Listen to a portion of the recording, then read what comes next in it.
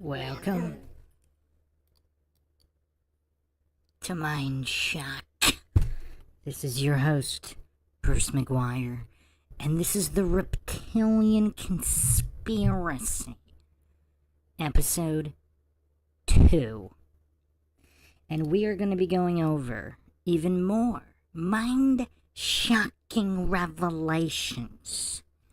We're going to examine history, ancient history, and the basis for the beliefs of the one and only David Icke, as well as many other ancient civilizations and quite a few other conspiracy theorists as well. This is not the brainchild of David Icke. Perhaps he's the most famous proponent in recent times, and a lot of coincidence theorist goofs hallucinate that genetic logical fallacies don't exist. If David Icke said 1 + 1 is 2, they would immediately disbelieve it because of the messenger, because their brains are so deficient in basic logic and reason, they can't comprehend that genetic logical fallacies are logical fallacies for a reason. They don't have the mental capacity to examine arguments on their own merit, so they have to desperately grasp at appeal to incredulity logical fallacies, ad hominem logical fallacies, and of course genetic logical fallacies, hallucinating that the messenger determines whether the message has veracity or not. One of the absolute silliest and goofiest copes of the bootlick and authority-worshipping cultists known as coincidence theorists. I am, of course, your host, Bruce McGuire, and we will be diving deep into this fascinating topic in conspiracy like no other podcast does, with logic and reason at the forefront. If you want to help support the podcast, you can donate to our PayPal. Just check the link in the description. Make sure you subscribe to the channel, hit that bell for notifications. If they're still not coming through, just like and comment on more videos, or manually go to youtube.com/Mindshock. And like and share Twitter, Facebook, Reddit, Patreon. Patrons do get priority for case topic logical analysis, co-podcast requests. You could also be a guest on the podcast depending on your tier, and you can also support the channel by becoming a YouTube member right here on YouTube. Okay, for those who haven't watched part 1, for those who have been living under a rock and do not know who David Icke even is, let me do a short little intro video recorded in 1998. This will definitely fry a lot of coincidence theorist brains, or whatever's left of their brains.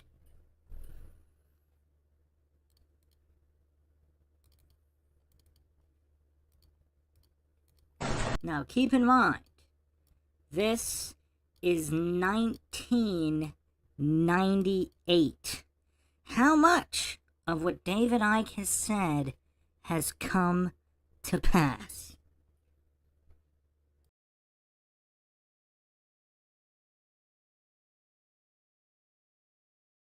Across the millennium years is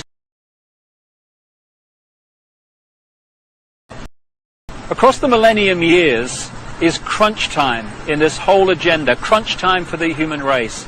This is the time when this network of interbreeding bloodlines wants to bring in its global fascist structure of a world government to which nation states would be administrative units, of a world central bank and a world currency, a currency that wouldn't be cash, it would be merely electronic, for which there are fundamental implications for human freedom. And also the world army, which is designed to be NATO, expanding as it is now, of course, to become the fully fledged world army, world police force. And underpinning that little lot is designed to be a microchip population, in which we are microchipped with our financial details, our medical details, etc., etc. And that would allow not only electronic tagging, people knowing where we are all the time, it would allow the external manipulation through this electronic means of our mental and emotional processes. This will happen unless the human race wakes up and wakes up fast. And to do that, We need to understand what's really going on. And to let people know that, we've got to stop beating about the bush, stop pulling punches, stop pussyfooting around, keeping information from people, oh my goodness, how will they react, and just say, this is going on, take it or leave it, make of it what you will, but this is what's going on.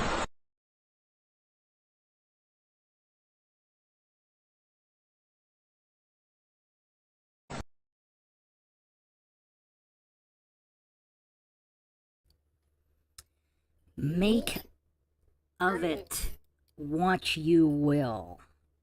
But this is going on. Very interesting that he's predicting this in 1998. And actually, even far prior to that, from his books from the early 90s.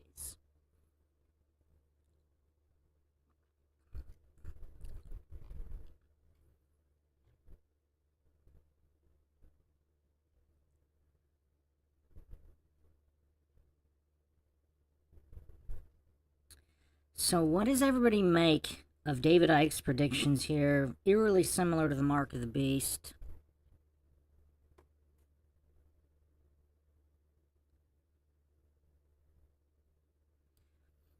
I also played a clip of one Nancy Pelosi with an interesting Freudian slip, possibly. But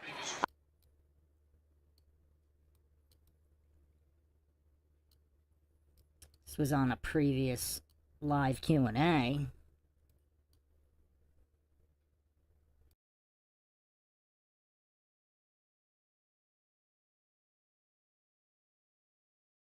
they didn't know what they were talking about. We know we're different from the presidential. We're very discreet, reptilian, cold-blooded. These are the races we have. We're very discreet, we're very discreet, reptilian, cold-blooded. These are the races we have to win. Others are winning the whole country. 10.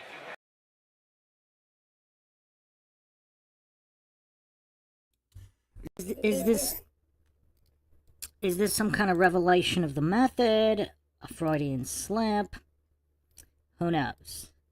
But quite curious. Curious indeed. There have been quite a few mainstream media slips over the decades.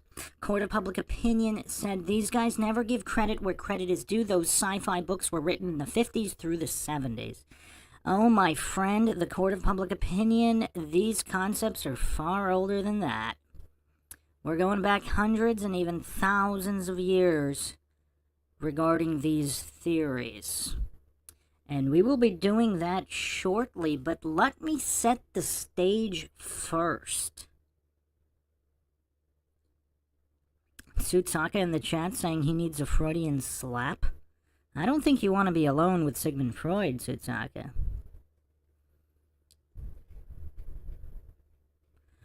Okay, so let's see what we got here.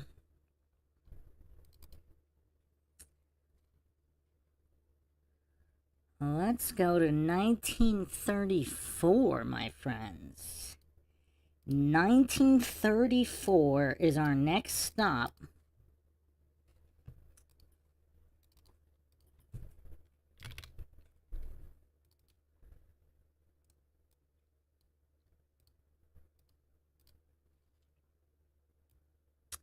LA Times, what do we got here? Lizard people Catacomb City hunted.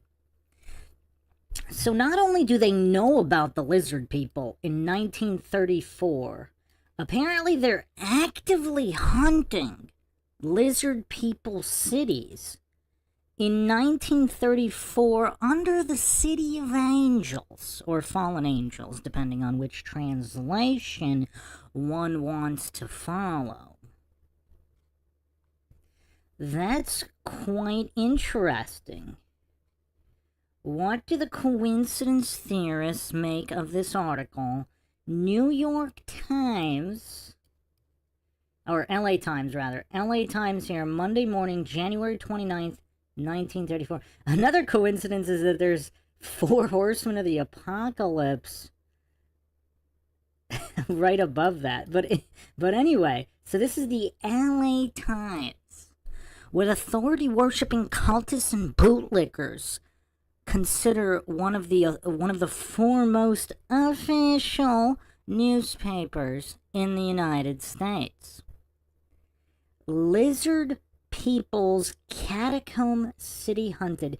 Engineer sinks shaft under Fort Moore Hill to find maze of tunnels and priceless treasures of legendary inhabitants. That's quite curious. What do all the coincidence theorists make of this? Or even those who believe that the lizard people all started with sci-fi novels in the 50s. So, we have quite a few curiosities here regarding this.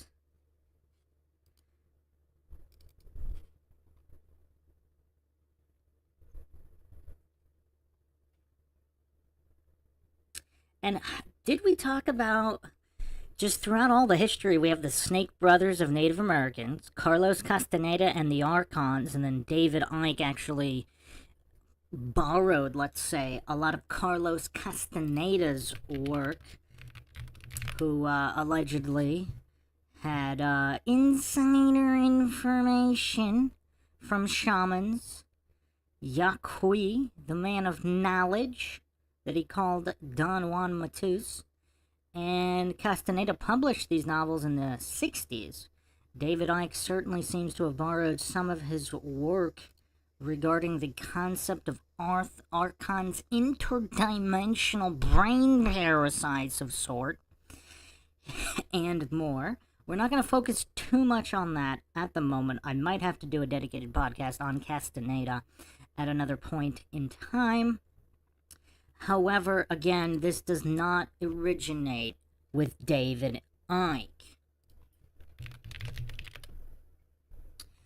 David Icke wasn't even born in the 1930s at the time of this LA Times article regarding the lizard people's catacomb city under the city of angels or fallen angels.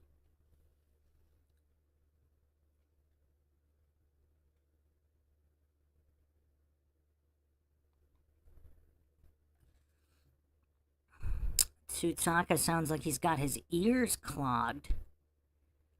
Interesting. Tsutsaka, one of our resident Dunning-Kruger goofs here, in the chat, always amusing. Carmichael says, Princess Diana's best friend wrote about how Diana told her the queen was a shape-shifting reptile. Diana knew it and was killed. I will be going over that on the Princess Diana podcast, a lot of those theories and funny business surrounding her demise or alleged demise, depending on which theory you believe.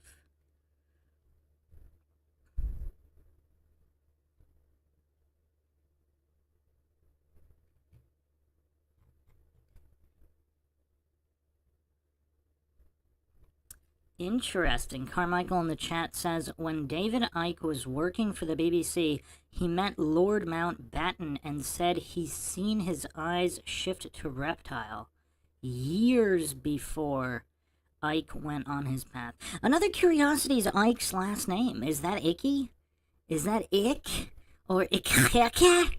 I've never seen that name before David Icke. Is there a clue in Icke's name?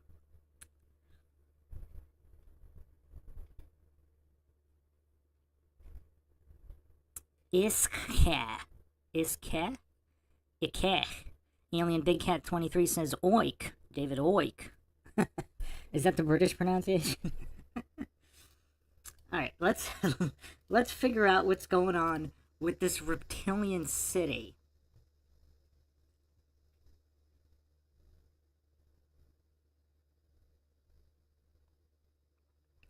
So there is a recurring theme here. The City of Fallen Angels, Hollywood, based in the City of Angels or Fallen Angels.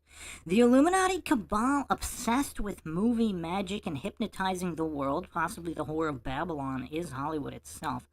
And let's go to LA Magazine. Actually did a write-up on this underground catacombs regarding the lizard people that were actively being sought and excavated in Los Angeles in the 30s. And there's also actual maps that survive. I'm going to put them on the screen in a second. These are allegedly the actual maps used regarding these catacombs. So various shafts dug here, various tunnels, even areas with a lot of gold underneath Fort Moore. So again, these are allegedly the actual maps that they used digging all these tunnels. Fascinating stuff. So many things the coincidence theorists can write off as hogwash or coincidence, as they love to do.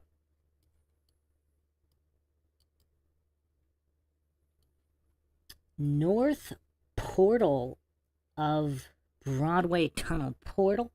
Interesting, they call it a portal. Physical portal or interdimensional portal? Are we seeing some parallels to Hollow Earth here? Would that surprise anybody? Stargate, Hollow Earth, etc. So these tunnels were allegedly drawn by G. Warren Shuffelt in 1933, labeled Underground Tunnels of the Lizard People. So I'm going to read this article here from Los Angeles Magazine by Glenn Creason, January 22nd, 2014. The Underground Catacombs of LA's Lizard People. One of the more colorful urban legends of LA is that of the lizard people, an advanced race of humans who created an underground city here some 5,000 years ago. According to the story, incalculable riches and gold tablets with the origins of human civilization carved into them were just waiting to be discovered by some savvy treasure hunter. This super race, allegedly related to the Mayans, had purportedly fled a catastrophic meteor shower and created several such communities along the Pacific coast, including the one in our Deer Basin. The so-called lizard people were so intellectually and technologically advanced that they used mysterious chemicals to dig a network of some 285 tunnels, fully equipped with vast chambers large enough to accommodate 1,000 families who lived off of a store of food and water placed there by the tribe. This story, loosely drawn from a Hopi Indian myth by a tribesman called Chief Greenleaf, was told to a geophysicist and mining engineer named George Warren Shuffelt in 1933. As it turned out, Shuffelt had invented what he called a radio X-ray machine, which he believed could detect underground tunnels. Add to that the promise of an ancient sheepskin map held by two other treasure seekers, you have a tale that went viral by 1933 standards.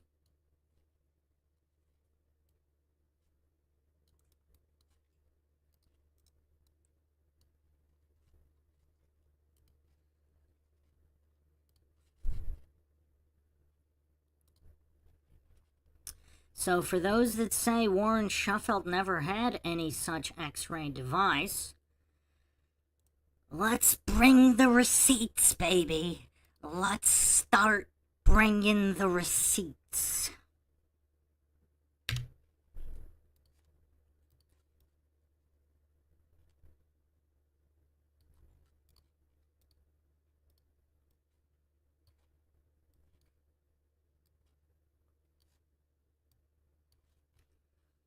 Looky, looky. what do we have here?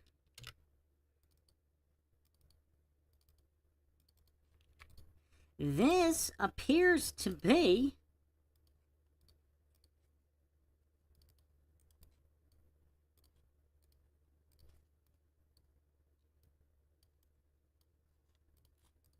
none other than mining engineer G. Warren Shuffeld with a radio X-ray device for underground observations.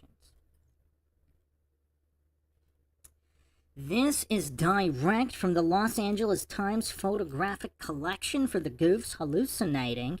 This is AI or a faked picture. This is directly from the UCLA Library digital collections from the Los Angeles Times photographic collection.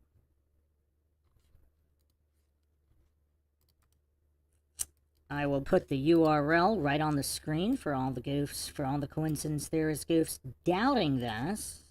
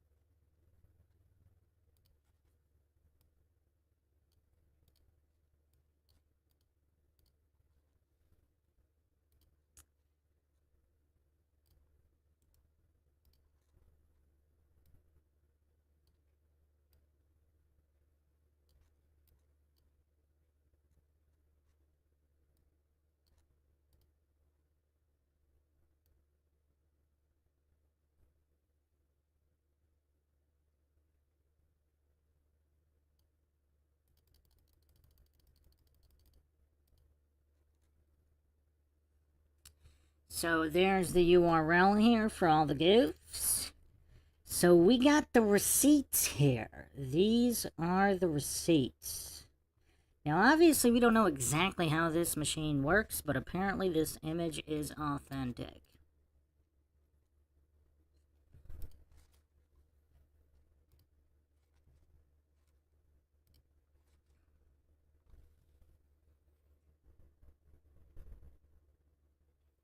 Apparently he was also a military man. He was in the United States Cavalry 1905 to 1908.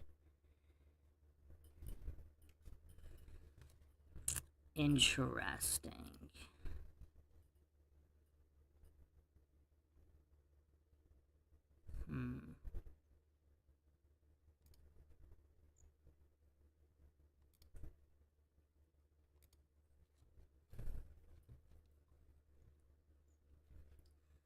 Very, very interesting.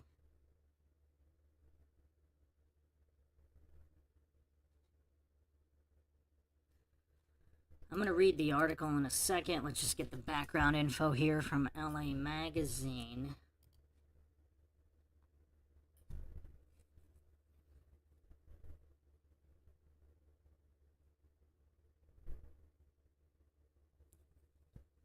Tsutsaka's still projecting in the chat. It's so sad that your subconscious has such a low opinion of you, but who are we to argue with your subconscious? It knows you best. Tsutsaka, the ultimate goof of this world. There you have it, the truth straight from the guy's subconscious, which knows him better than anybody else.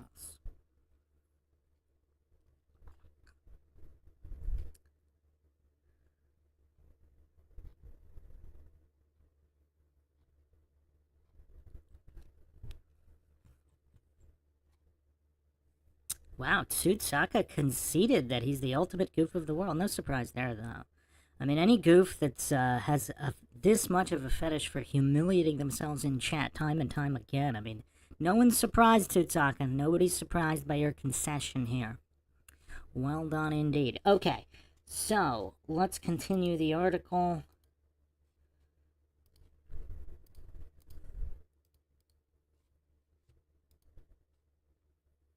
Schufeld's quest for the lizard people's golden treasures was picked up and followed closely by the LA Times, and in turn the Associated Press, which spread Schufeld's search for the lost catacombs and their inhabitants all across America.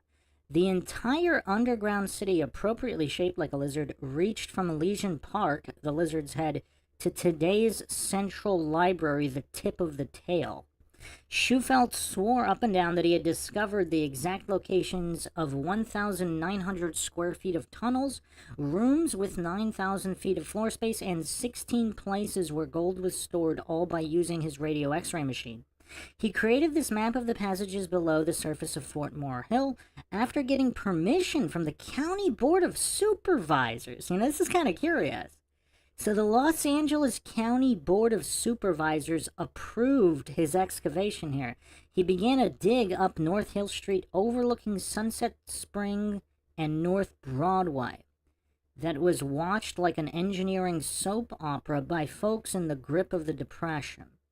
The wildly speculative newspaper reports insisted that the buried treasure was Spanish gold planted in the colonial period, and that the crew felt they were ready to bring it out after 28 feet of the shaft was sunk.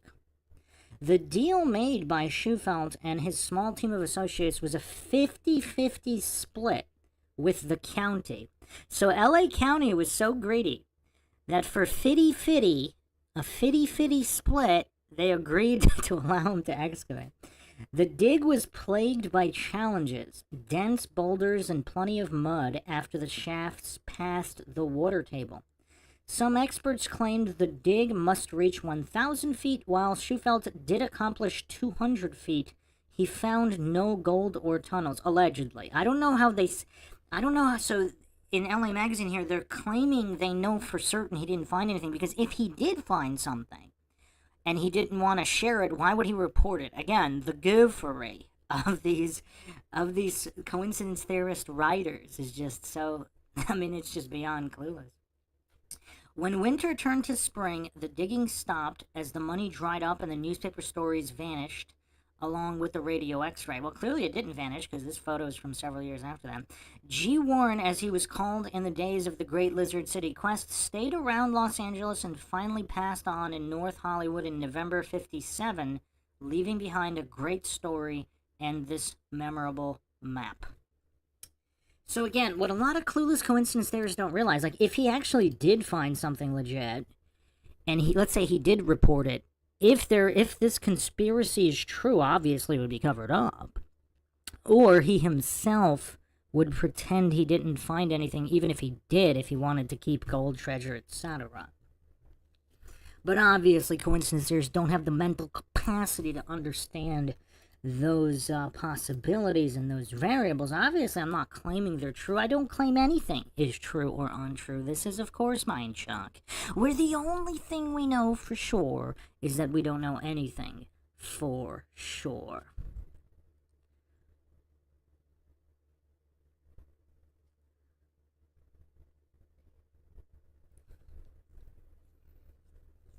There's actually a little bit more to the story. Let me see what I can dig up here. I do remember there being quite a bit more to this story.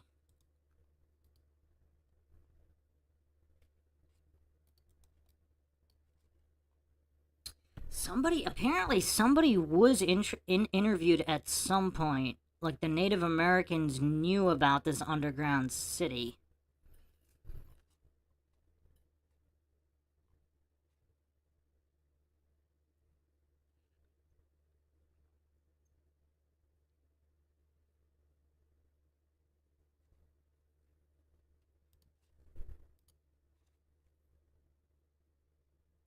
I'm going to read the article from the LA Times here in a second. So, this is what the article says.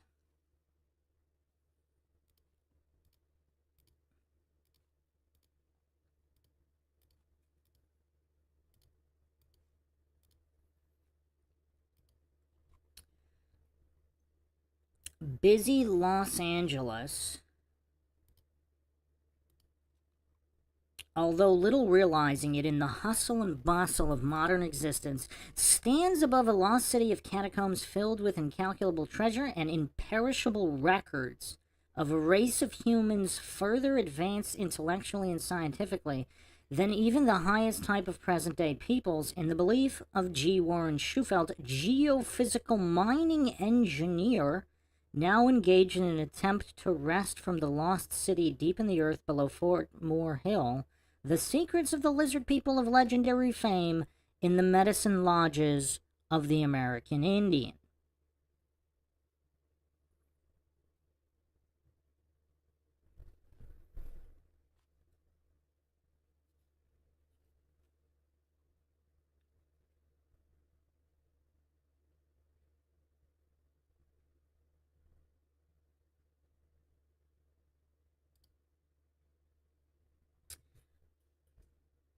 So firmly does Schufelt and a little staff of assistants believe that a maze of catacombs and priceless golden tablets are to be found beneath the downtown Los Angeles that the engineer and his aides have already driven a shaft 250 feet into the ground, the mouth of the shaft being on the old Banning property on North Hill Street, overlooking Sunset Boulevard, Spring Street, and North Broadway. And so convinced is the engineer of the infallibility of a radio X-ray perfected by him for detecting the presence of minerals and tunnels below the surface of the ground, an apparatus with which he says he has traced a pattern of catacombs and vaults forming the lost city, that he plans to continue sending his shaft downward until he has reached a depth of 1,000 feet before discontinuing operations. Legend supplies crew. Schufelt learned of the legend of the lizard people after his radio X-ray had led him hither and yon over an area extending from the public library on West 5th Street to the Southwest Museum on Museum Drive at the foot of Mount Washington. I knew I was over a pattern of tunnels, the engineer explained yesterday, and I had mapped out the course of the tunnels, the position of large rooms scattered along the tunnel's route, as well as the position of deposits of gold, but I couldn't understand the meaning of it. Then Schufelt was taken to Little Chief Greenleaf of the Medicine Lodge of the Hopi Indians in Arizona, whose English name is L. Macklin. The Indian provided the engineer with a legend which, according to both men, dovetails exactly with what Schufelt says he found. Fire destroys all. According to the legend, as imparted to Schufelt by Macklin, the radio X-ray has revealed the location of one of the 3 lost cities on the Pacific coast, the local one having been dug by the lizard people after the great catastrophe which occurred about 5,000 years ago. This legendary catastrophe was in the form of a huge tongue of fire, which came out of the southwest, destroying all life in its path. So, was this some kind of reset, advanced technology reset weapon?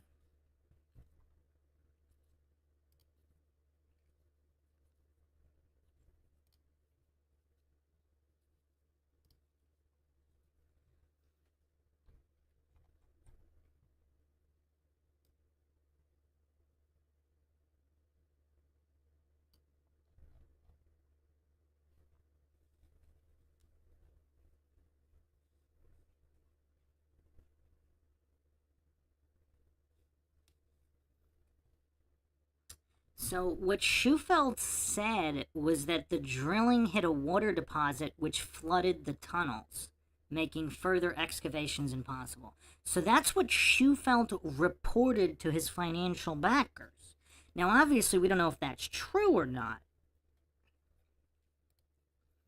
We have no idea if that's true or not.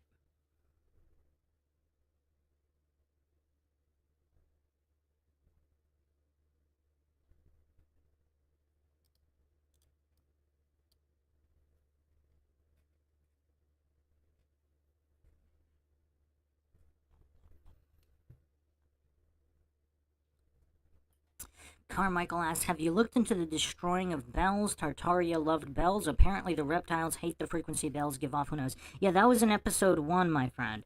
If you check out Reptilian Conspiracy episode 1 here on Mindshock, link in the description, we go over all that.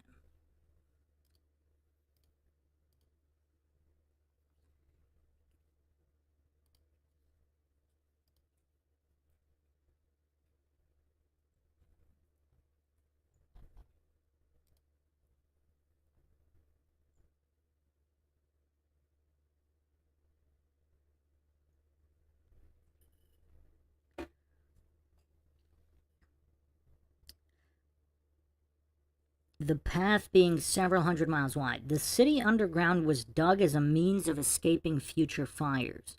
The lost city, dug with powerful chemicals by the lizard people instead of pick and shovel, was drained into the ocean where its tunnels began, according to the legend. I wonder if these are just all hollow earth interconnected tunnels all over the world. And whatever energy weapons were used in the last reset, if that's the truth, again, I'm not claiming it is, for all the clueless coincidence theorists getting instantly triggered, claiming I am making a positive claim. I am not. I am just going over various different theories, many of them mutually exclusive. So if there was some kind of direct energy weapon or advanced weapons in the last reset, is that why there are so many underground cities? Because certain peoples of the world were concerned about a future, the survivors were concerned about such a future event for the next reset.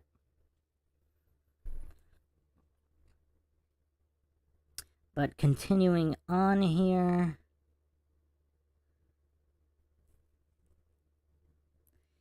the lost city, okay, according to the legend, the tide passing daily in and out of the lower tunnel portals and forcing air into the upper tunnels provided ventilation and cleansed and sanitized the lower tunnels, the legend states.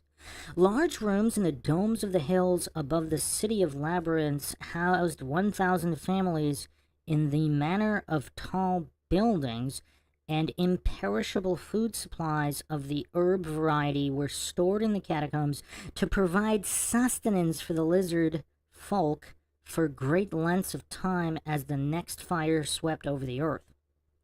City laid out like lizard. The lizard people, the legend has it, regarded the lizard as the symbol of long life. Their city is laid, I wonder if there's adrenochrome connections here.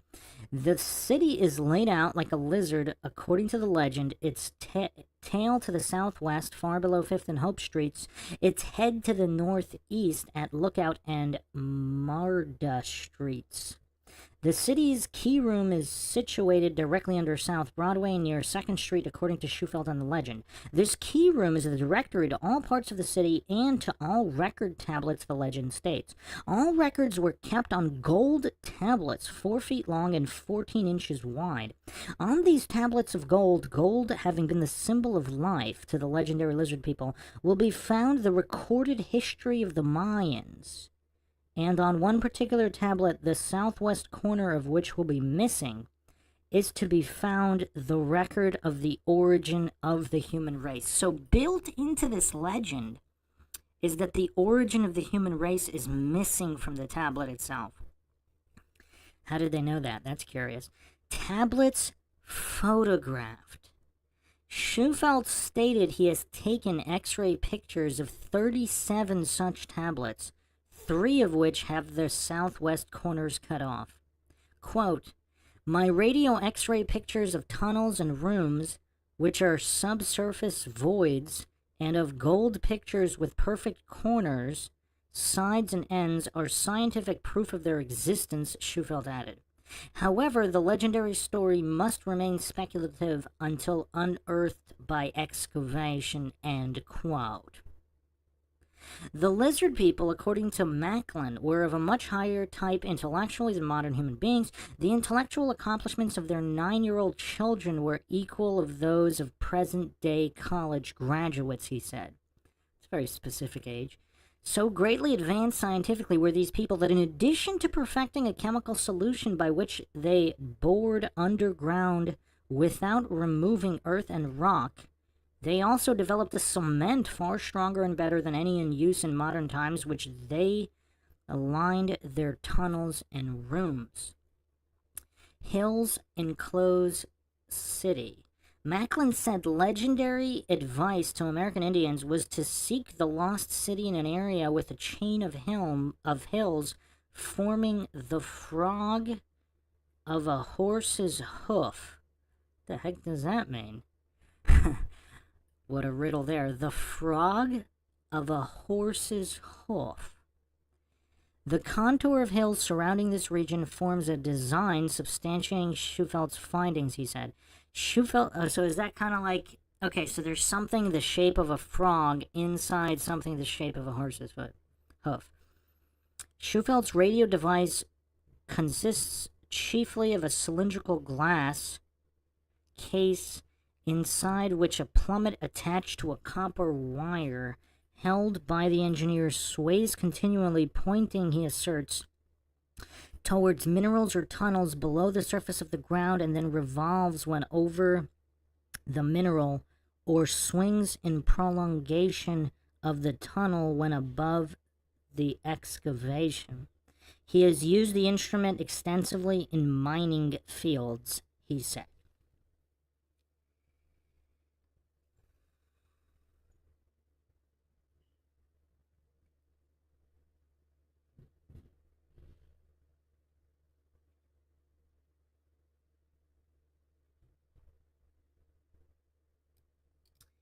Very, very curious stuff, is it not?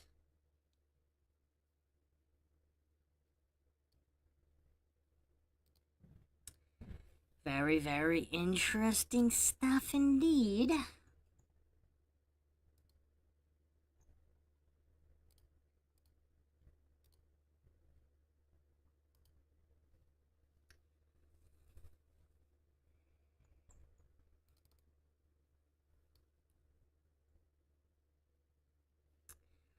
Found some more photos here.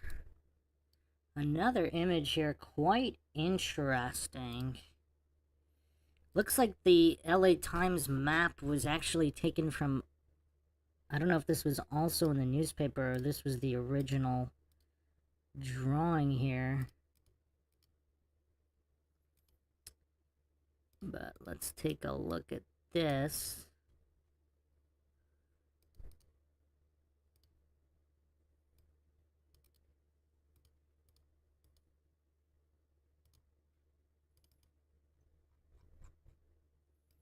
There's some very weird stuff on this one.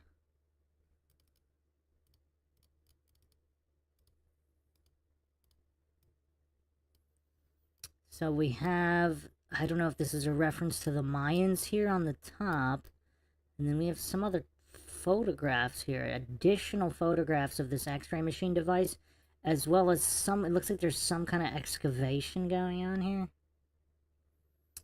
Quite interesting indeed.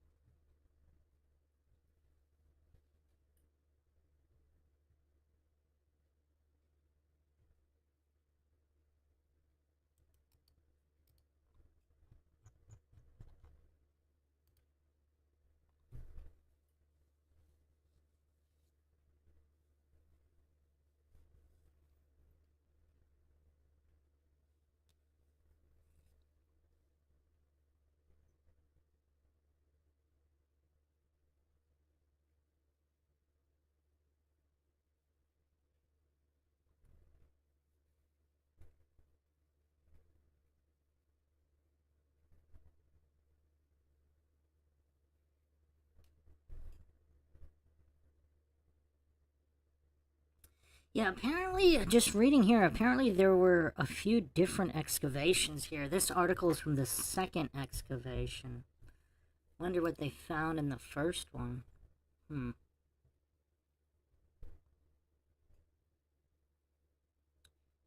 Curious. Very curious.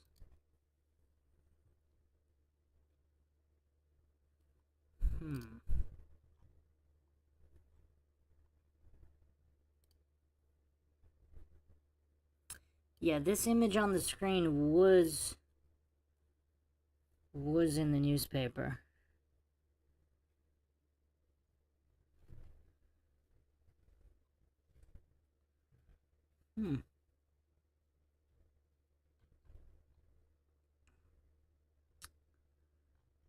What does everybody make of this?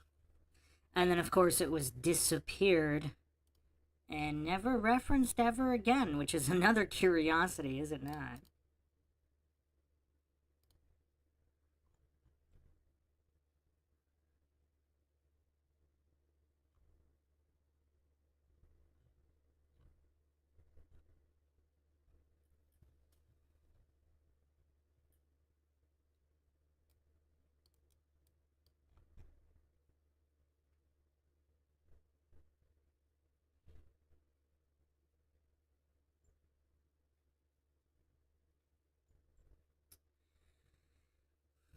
Now, let's go a little deeper here. Miss Edith Eldon Robinson of nearby Pico Rivera sent a letter to the Journal of the American Society for Psychical Research, September 26, 1934. She claimed she had a vision of an ancient submerged civilization under Los Angeles. Her vision described a culture of surpassing excellence with a development of art and architecture superior to anything now existing. She had a vision of tunnels extending to the seashore, much like Chief Greenleaf claimed. She wasn't alone when she had her moment of clairvoyance, and her friends swore that she had it before any of the lizard people business was announced by the local newspaper.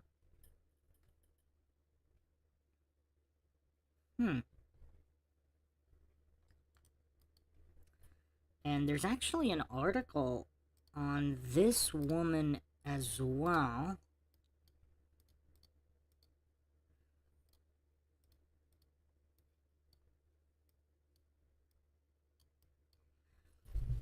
Case record of a vision of a vanished civilization in the Californian area. She attested that she had the vision December 22nd, 1933. There was also a second vision. The idea suggested her mind was that these tunnels were constructed for safety in case of surprise by marauding bands. Also that they afforded means for water transit. Very curious indeed. But yeah, what's also curious is apparently there's no reference to any of this ever again. So just that year, and then that is it.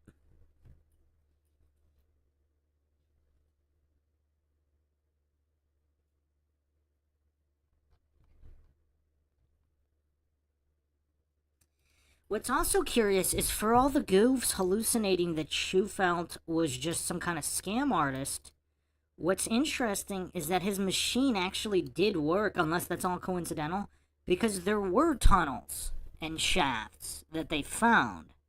Now, apparently, according to the official reports or what was revealed, they didn't find any gold tablets or remnants of any kind of lizard or anything other than tunnels and shafts of unknown origin. So that's very curious because the machine did show shafts and tunnels where he claimed they were using the device. Now, is it possible other people knew of these tunnels and they told... See, but how would they know exactly where they were? Because even if Chief Greenleaf told him this legend, how would he know exactly where the tunnels were? Los Angeles is kind of big.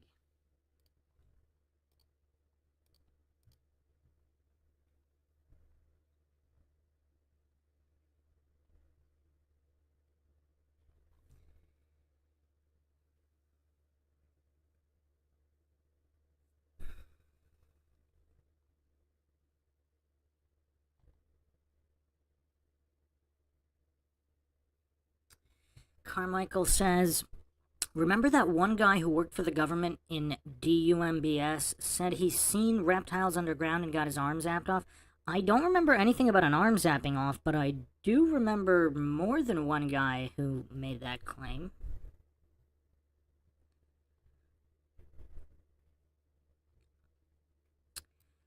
Okay.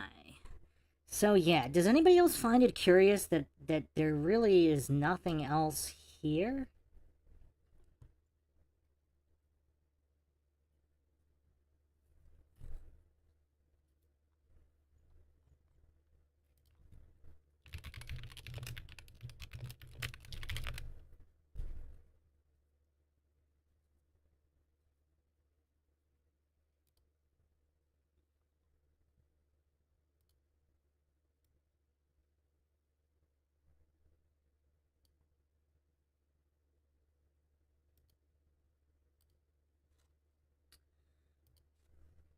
So there are multiple many underground tunnels underneath Los Angeles. I'm going to show them right now.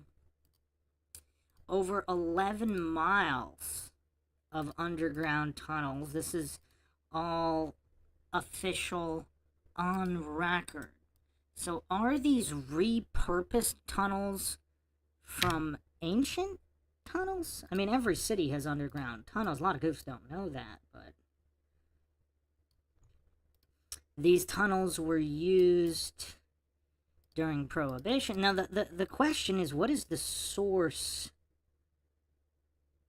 What is the source of the tunnels? Like, who actually created them? Obviously, they were repurposed during Prohibition era.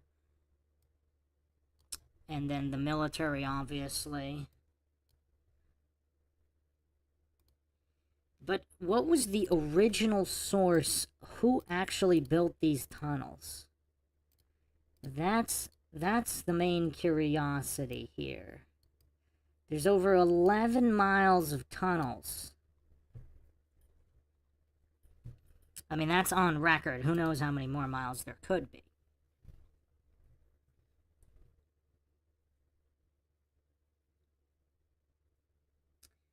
So my question is the source. Oh yeah, Phil Schneider, Carmichael. Yeah. Phil Schneider claimed he got his arm zapped? I don't remember that part. Yeah, I have a Phil Schneider podcast coming up as well.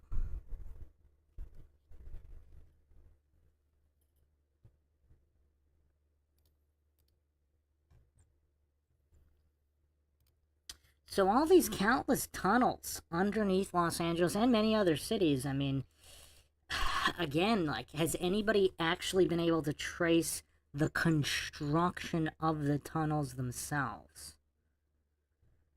Are they simply repurposed?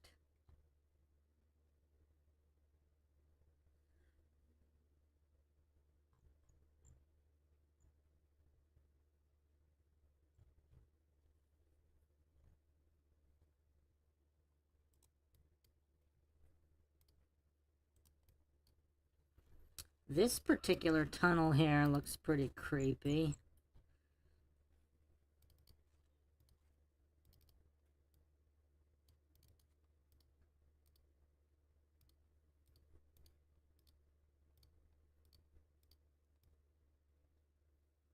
Does it not? I mean, that's straight out of a horror movie.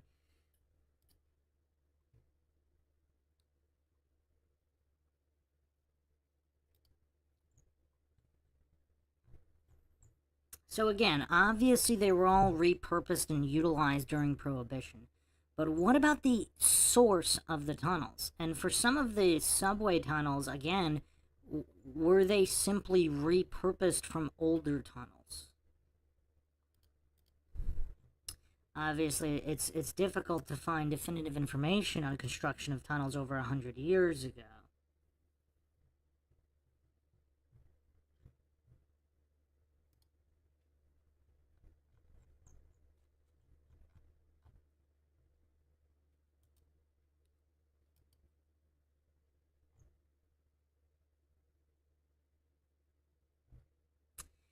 I mean, this is kind of weird. According to official history, some of these tunnels were dug. They were dug for rail lines, but it doesn't look like it. Just from the sewer drainage and such. And obviously the county would know about the existence of these tunnels if they had dug them simply 20 years prior to this guy. I mean, they would be all in the record. So apparently he discovered these tunnels that nobody knew about, or are they offshoots of the tunnels people did know about and the county didn't know about them? And the ones they did know about were repurposed. And, I mean, does this look like a rail? I mean, this does not look like it was built specifically for railways. I mean, look at the drainage here in the middle of the image. I don't know. I don't know about the materials here used for the construction either. This almost looks kind of like almost Celtic in style, something you'd see in Britain. But notice how different this image is from the image directly to the left, which looks like a modern construction tunnel, which again could have still been repurposed though, because if it was an ancient tunnel, they just added modern concrete around it, or modern cement, whatever they used around it. So it could still be a more ancient tunnel, because that's kind of a big tunnel to dig from scratch. Yeah, it's tough.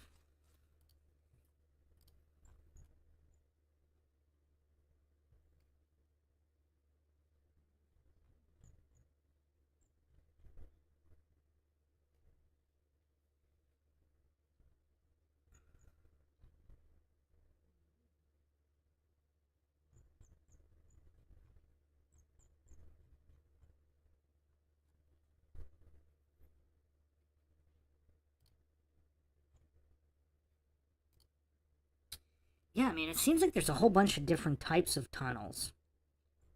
There's modern tunnels, and they're tunnels that look a little bit more ancient. Here's an image of a modern tunnel. Again, we have no idea if it was repurposed or not, but it actually looks a little bit smaller. It looks smaller than these older looking tunnels. I mean, that's definitely not big enough for a train, so yeah, I mean, was it just a more narrow tunnel that was repurposed? We obviously do not know. But if anybody, and if nobody has any other thoughts here, we will move on to David Icke and the African shamans and ancient African history regarding the reptilian entities. Buzzard Clementine says, yeah, the modern-looking ones look like the ones the military government builds, yes. Especially the narrower ones. But the bigger ones could easily be repurposed. I mean, look at this older-looking one, and the newer-looking one looks like they might have just paved over it.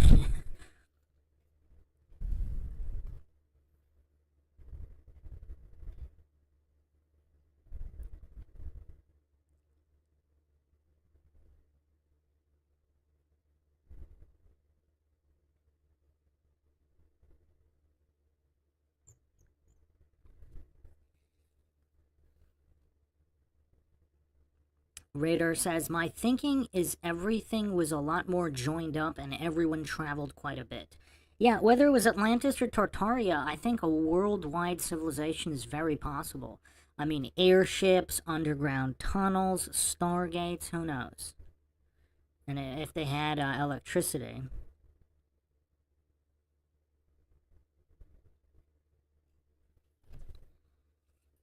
Alright, so let's move on to the African shamans.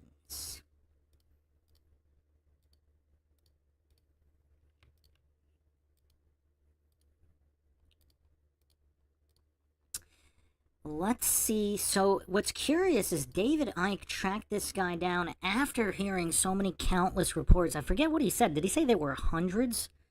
David Icke received hundreds of accounts of people witnessing reptilian shapeshifting before he sought this guy out.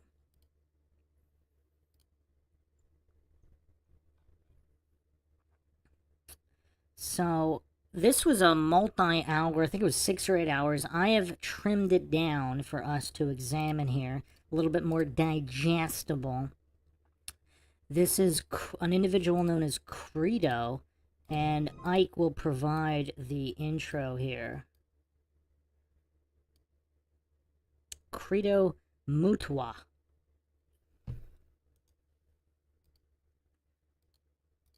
fair use of course always in play.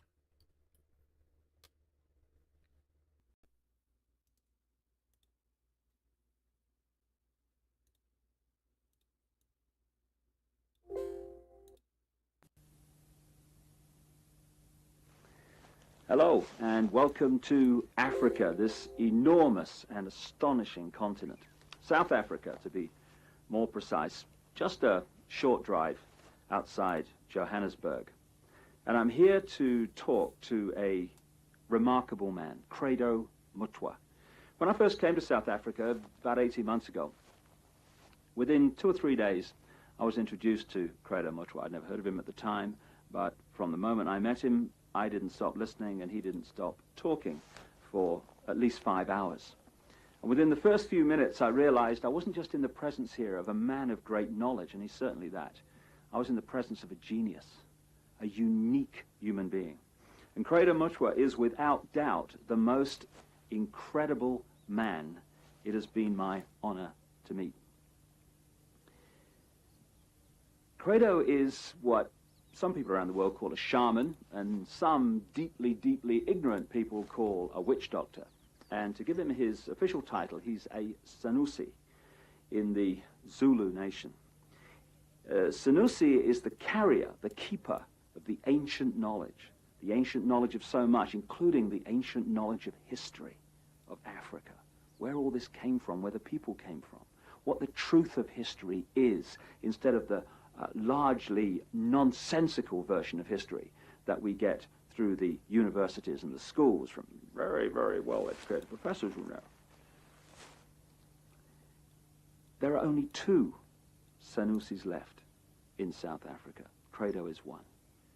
And that's terrifying, because it means the true version of the history of this continent is dying. It's being lost to this official nonsense that we're told is history, but it's absolute garbage. History has been rewritten, and the people who can put that history together again are going out of this world as they age and are not replaced. So you're about to have, as I have, the enormous privilege of hearing this man talk and seeing his knowledge preserved for as long as the electronic medium exists. He is the official storyteller and keeper of the history, the knowledge of the Zulu people. But you know, knowledge is a very dangerous thing when you're trying to hold people down into a mind prison, you're trying to manipulate them, you're trying to control them. And so people like Credo Mutwa, who have the knowledge to rewrite history and therefore rewrite the present, they are very dangerous people to those that wish to control and suppress. This man has had endless threats to his life, endless attempts on his life, right up to the last few days. And he has upset the hierarchy of his own people as much as he's upset those others in other cultures and other races that wish also to suppress the truth for reasons of preserving their own religious domination or keeping people in ignorance. And so I've come here to talk to Credo at length about many things. And this is a series of unique videos with a unique man. And what we're going to start out with is to concentrate on a bizarre story. An off-the-wall story, you would think, but one which he is confirming at every turn from his own background, his own unique knowledge of this continent. Over the last few years, as I've been trying to uncover how the world's controlled by a few people, which it is, and who those people are, it has emerged from my research that, bizarre as it may seem,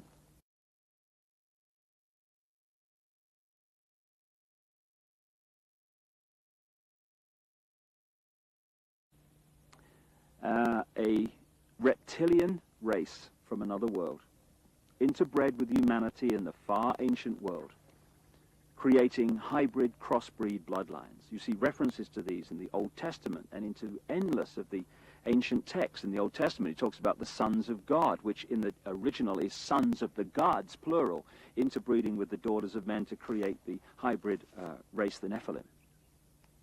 These gods were the literal gods of the ancient people, and they used to sacrifice people literally to the gods.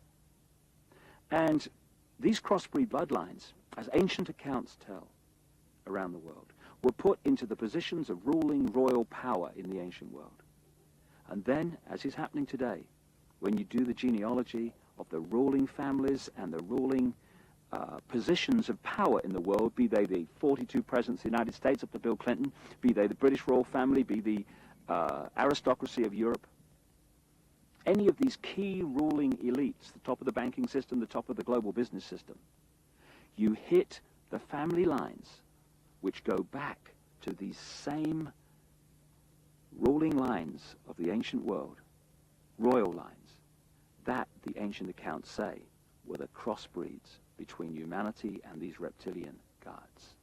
In other words, a reptilian extraterrestrial race has been controlling planet Earth for thousands of years to this day and putting its genetic compatible bloodlines into the positions of power as presidents, prime ministers, banking leaders, business leaders, etc. And this explains so many things, where we get the divine right of kings from, the divine...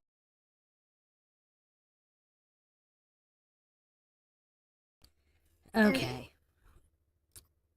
So, at least one individual in the chat is calling Mutwa a fake and is hallucinating that there was a legitimate debunk, or, if I'm mistaken, claimed there was a debunk. Alien Big Cat 23 said, I've seen Credo Mutwa debunked before a decade ago. Debunked by whom and how? And have you seen the debunking of the debunking? Those are my questions to you, Alien Big Cat 23. But before we go any further, I do want to go over...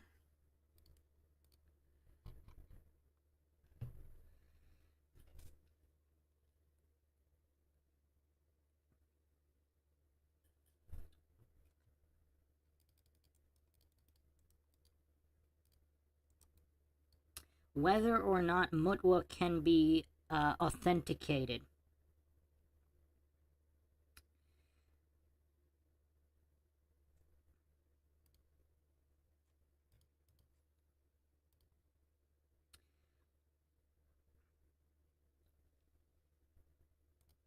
So let's go to the peer-reviewed journal, the Journal for the Study of Religion.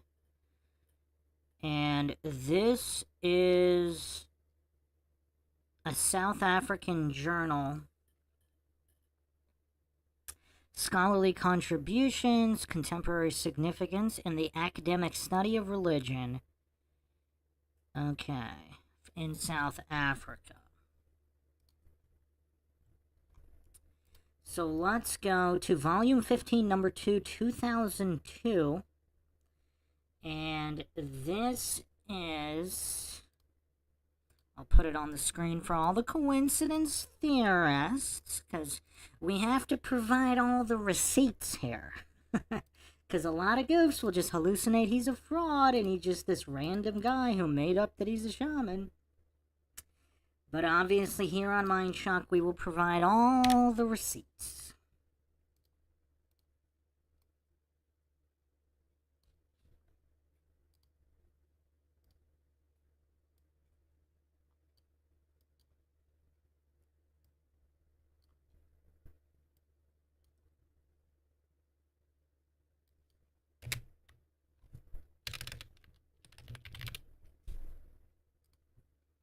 I'm going to put it on the screen right now. We should probably do this before going any further, because obviously there'll be no shortage of goofs claiming they know for sure that Credo Mutwa is a fraud. So here we go, direct from the Journal for the Study of Religion in South Africa. This is JSTOR.org. Credo Mutwa, Zulu Shaman, the invention and appropriation of indigenous authenticity in African folk religion. By David Chichester, University of Cape Town. How has Vusamuzulu Credo Mutwa emerged globally, if not locally, as the supreme bearer of South African indigenous authenticity? Retracing his long journey from Zulu witch doctor to New Age shaman, I have highlighted Credo Mutwa's ongoing reinvention of himself in relation to different appropriations of his authority. During the 50s, Mutwa was used to authenticate African artifacts for a curio shop in Johannesburg. Through his writings in the 60s, his tourist attraction in Soweto in the 70s, his cultural village in Bofu, Tatswana in the 80s, he was used to authenticate the racial, cultural, and religious separations of apartheid. During the 90s, he acquired the label shaman through the interventions of exponents of New Age spirituality. Credo Mutwa's authority was invoked to authenticate a diverse array of enterprises in saving the world from human exploitation, environmental degradation, epidemic illness, endemic ignorance, organized crime, or extraterrestrial conspiracy. In all of these projects, the indigenous authenticity of Credo Mutwa added value because he represented the pure voice, untainted by modernity, of an unmediated access to primordial truth. Although he has sometimes been accused of being a fake, Credo Mutwa, I argue, has been doing authentic religious work by reformulating enduring motifs of indigenous religion, even when his authenticity is certified by aliens. Okay. So what's curious, this story does seem to stretch credulity. Mutwa's, that is. But if this guy is legitimate, if David Chichester really did, if he really did verify that at least Mutwa was where he said he was, regardless of whether what he said is true, at least tracing the story of his life where he actually lived in the locations he said he lived and worked, then that opens the door, obviously, because if there's no verification of anything, then it would be suspect. So apparently this guy did his research and was able to verify that Mutwa was where he said he was at certain times. So at least he got that far. Now, obviously, that doesn't mean that what he says is true. But that's a step forward that if he was a complete fraud and was never anywhere and never worked with anyone at any time, then, you know, it would be hard to substantiate anything.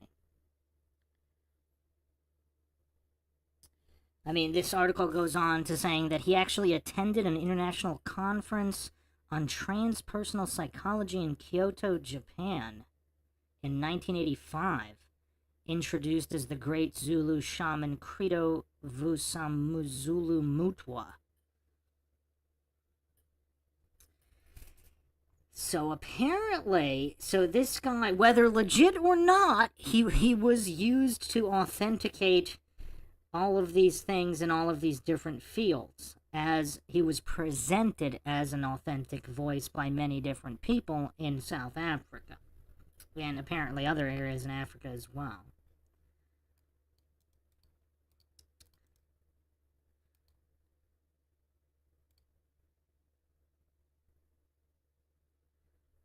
Again, doesn't mean what he's saying is true, but perhaps it could mean that he is saying what he believes is true.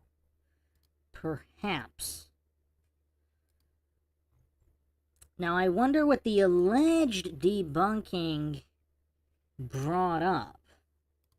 Because I've seen a few hit pieces, but it's mostly just conjecture. They didn't actually bring up anything definitive proving him a fraud. They say some of his artifacts of the aliens are fake. He doesn't say they're legit. He actually legitimately says that he, like, that painting in the background, I think he says he drew it, and some of the artifacts he made himself. They're handmade by him. He wasn't purporting that they were made by the reptilians. Maybe there's one or two pieces that he is purporting to be made by reptilian. I haven't seen those pieces debunked, but the ones that he admitted he made himself, I mean, what are you going to debunk? He's not claiming that those pieces were made by the reptilians.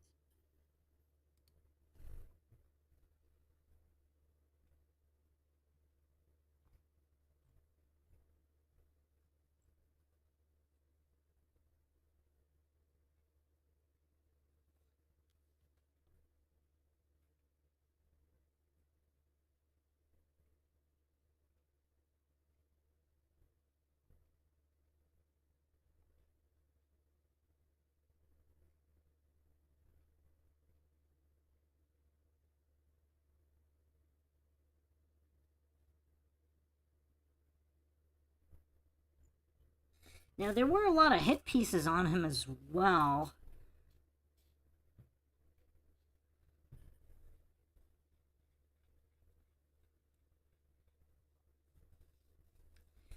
I'm reading another article here that says Childister actually calls him a fraud also. But I don't know. I mean, in the other article, it says that he did verify that he worked where he said he worked.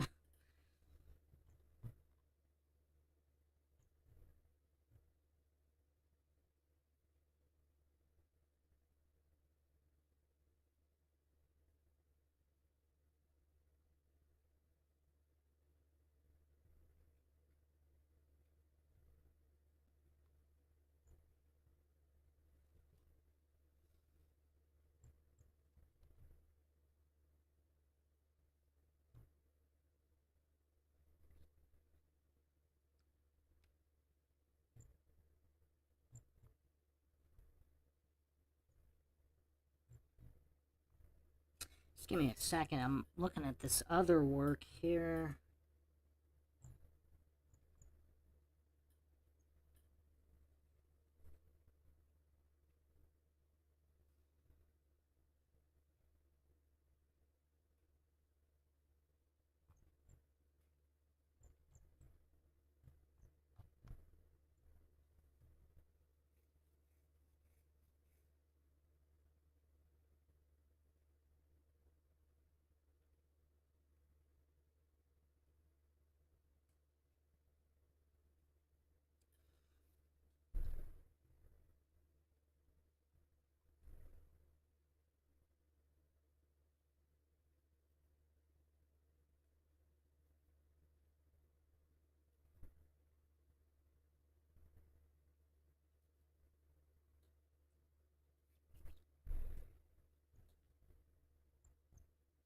What else is interesting by the coincidence? There's obviously, just like in the Western world, like even with Christianity, you have all these different sects and all these different interpretation of scripture, etc., branching off, all claiming to be the one true one. Obviously, the same is true in Africa. So a lot of these coincidence theorists and these goofs doing hit pieces on Credo, they do the same thing. They go to a different spiritual expert or whatever who says that Credo is wrong and a fraud, and they just take his word for it. And they use that as evidence that Credo's the fraud, where, again, you can go to Credo, and Credo will say the other guy's the fraud. And you could easily do just as silly as a debunking hit piece on the spiritual individual of Zulu mythology or whatever that says Credo's the fraud. They could point the finger at each other and say each is the fraud. So this level of goofery and hallucinating legitimate debunks, I mean, this is all basic logic. This is all very, very basic logic. What does everybody think here? Let's do a poll before we go any further. Let's do a poll.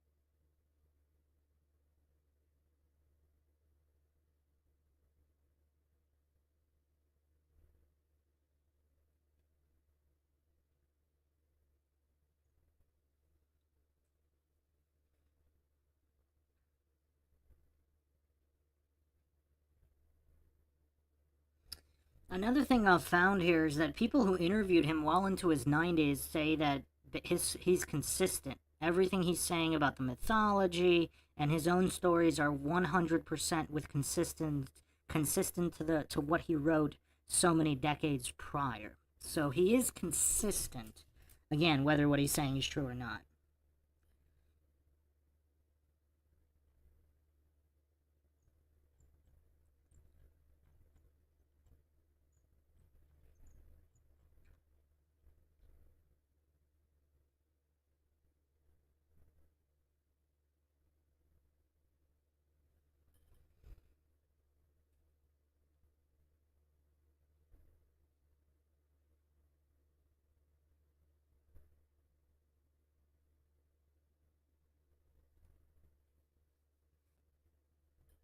So here's perhaps one of the most interesting write-ups on Mutwa.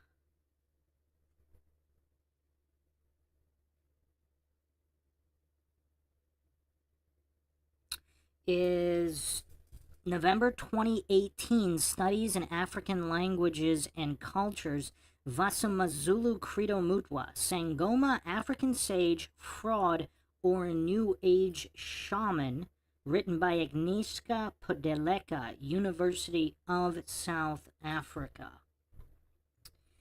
And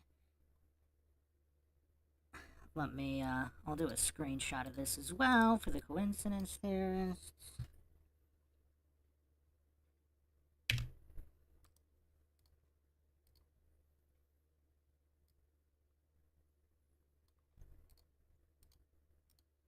But I think we need to lay all this out before all the goofs just hallucinate he's a debunked fraud, because that couldn't be further from the truth. Even if what he's saying isn't true.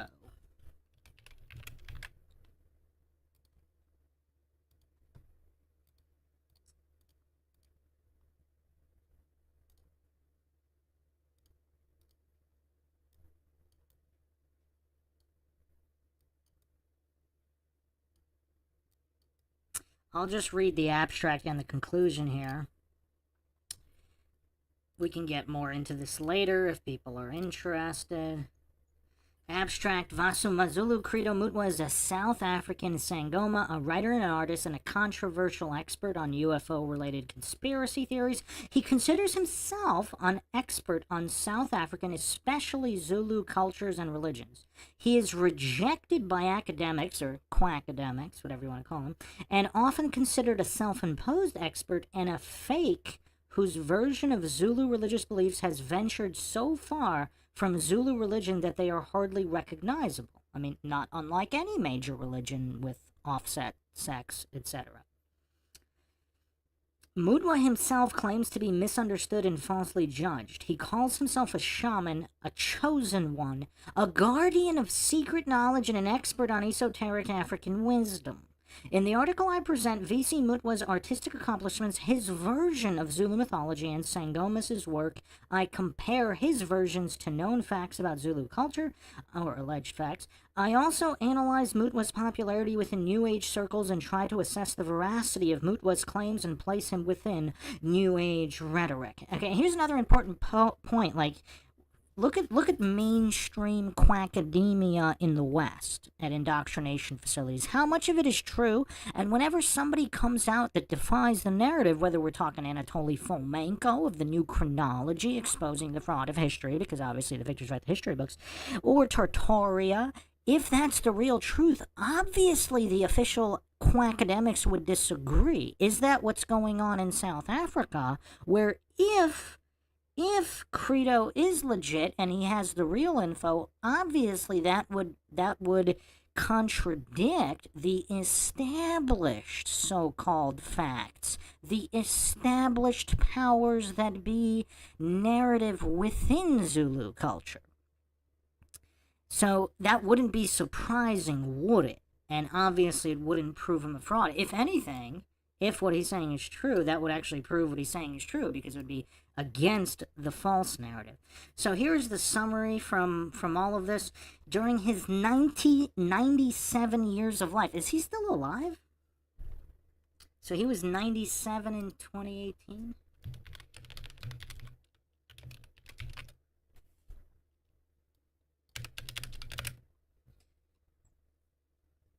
Oh, wow, he died March 25th, 2020, age 98.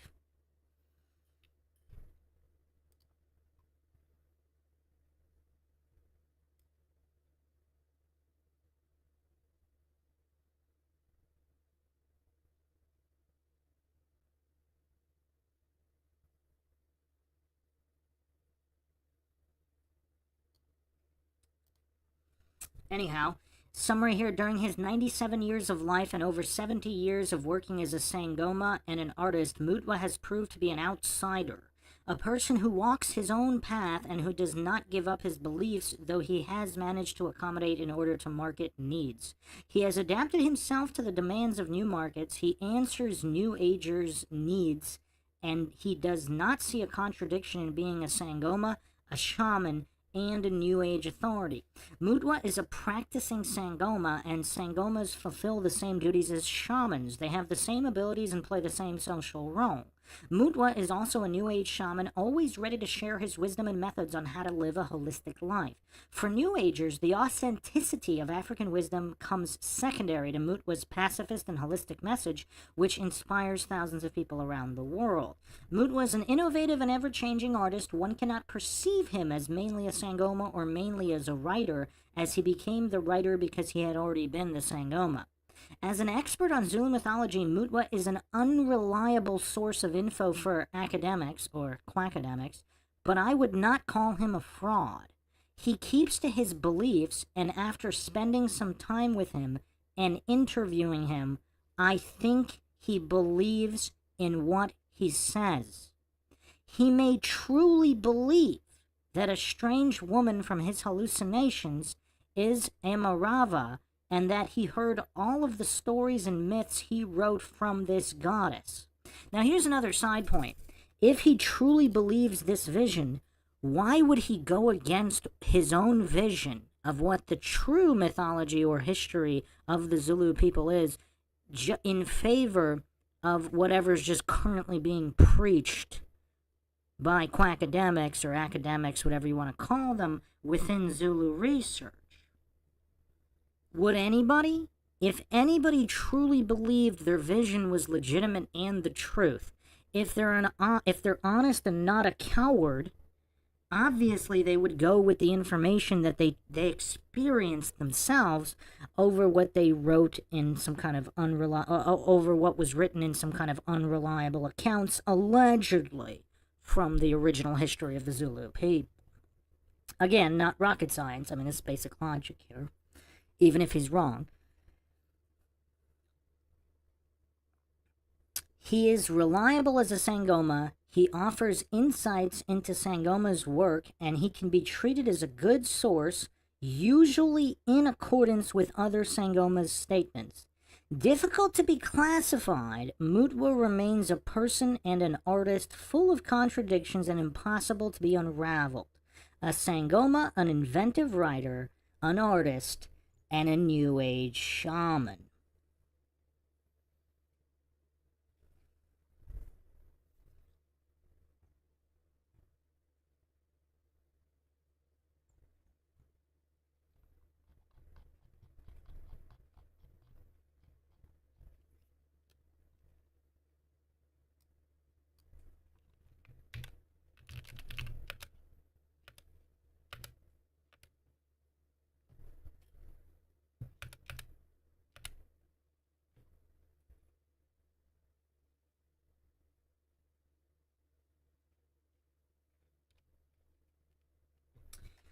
Some other interesting info from this paper here. During my field studies, 2013-2018, I spoke about Mutwa and his books with Zulu Sangomas. Most of them shared the academic sentiments about Zulu myths, but they agreed the way he describes the Sangoma's work and calling are accurate regarding Credo.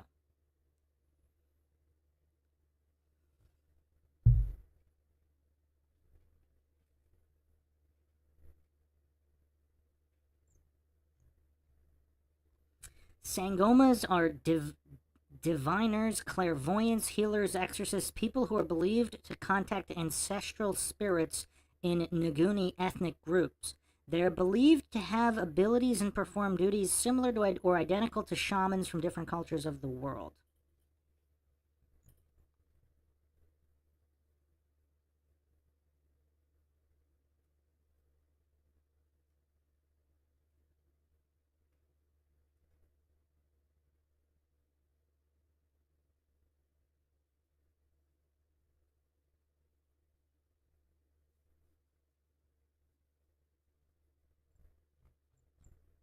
This is actually a fascinating article. We can go into it later if people are interested. But I just wanted to go over that quick just for the goose that hallucinate that Mutwa was indeed legitimately debunked, because obviously that never happened. So we have here the majority think he's not a fraud, but it's a little close. So 46% say not a fraud, 38% say yes, a fraud, 15% too triggered to answer. Even after that article?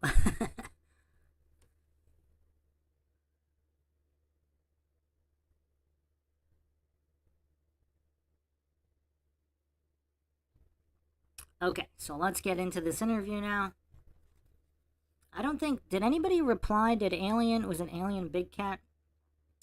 Did they reply onto the nature of this alleged debunking of Credo?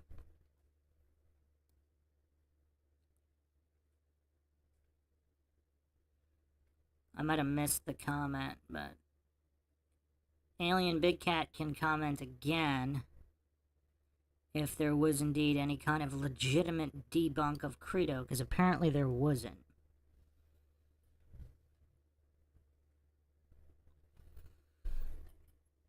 Well, again, Tsutsaka, burden of proof is on positive claims. If you're claiming that he was debunked, you have to provide the proof, you goof. No surprise, you're too clueless to know that. Even after humiliating yourself in the Mindshock chat for what, over a year now? How long have you been humiliating yourself here? You still don't understand the basics of logic? I'm not saying that what he's saying is true. But whoever claims he was legitimately debunked, the burden of proof is on the one making the claim.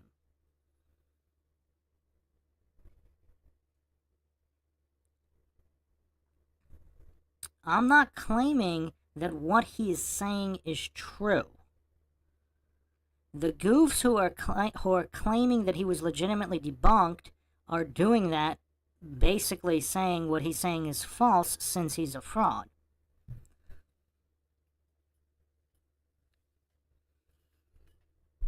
Well, Tsutsaka, I don't know exactly how brain dead you are, but for the millionth time here, I am not saying that what Credo is saying is true. A fraud would genuinely be someone who knows what they're saying is false. If I had to guess, it seems like he believes what he's saying. That still doesn't make it true, though, obviously. Well, a goof is somebody who's silly, right? So if you claim somebody's been legitimately debunked and you can't provide that evidence, clearly you're a goof. Alien Big Cat 23 says, didn't say I believe the debunk. Okay, then.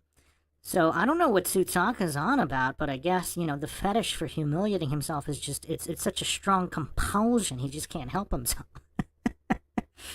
Yeah, I mean, the only alleged debunks I've seen are those saying that that they strawmanned Credo, because Credo handmade certain artifacts that matched his vision in his dreams or whatever.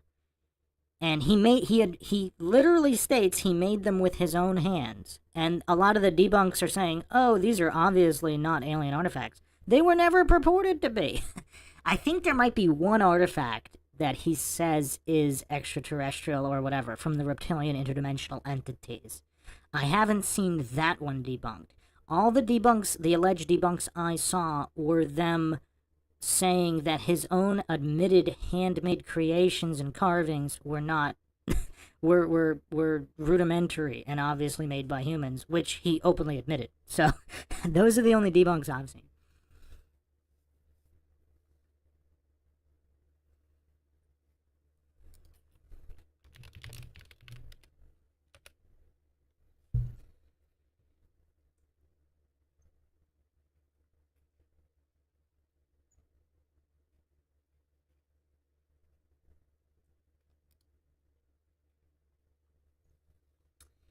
So the Reptilian Agenda, which is what this video is.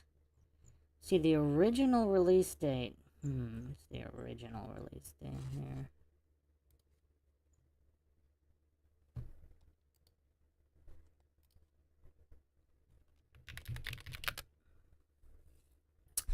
Believe it was 1999. 1999. So Credo had been writing books for quite some time by that point. So that is curious as to whether or not who reached out to whom.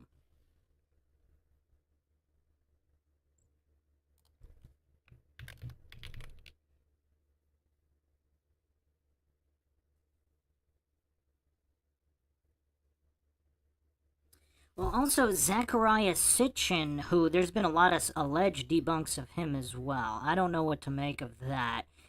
Did he write The 12th Planet? That was 1976.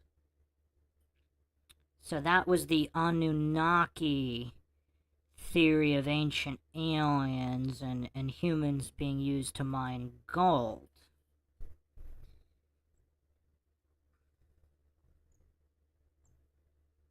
Yeah, I'm trying to find exactly how Icke came to know about Mutwa. That is a good question.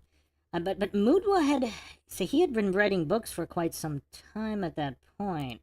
So I guess it wouldn't be surprising that they came to know of each other, possibly. Especially if Mutwa was giving speeches in Japan in the 80s. So...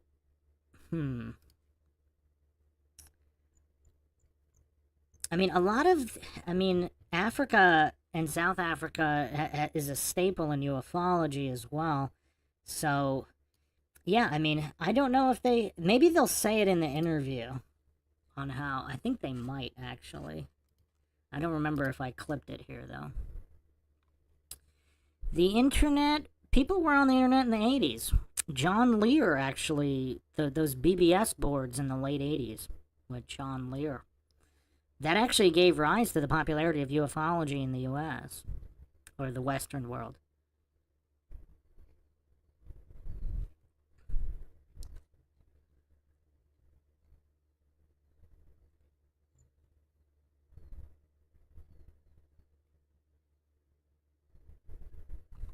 Interesting. Parma Gianni says, I saw a debunked piece about a decade ago where they were saying that David was purposefully put into contact with people to feed him all this, including Credo.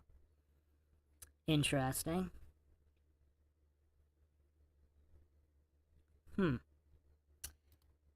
Yeah, I mean, that's possible too, again, regardless of whether what anybody's saying is true or untrue.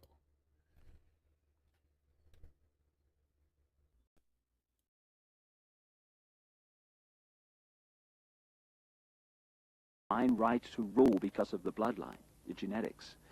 Why these ruling families of the aristocracy and the royal families have always incessantly interbred with each other, just as the Eastern establishment families of the United States do, that produce so many presidents and banking leaders and administrators of government in the United States. And astonishingly, bizarre as I keep saying, and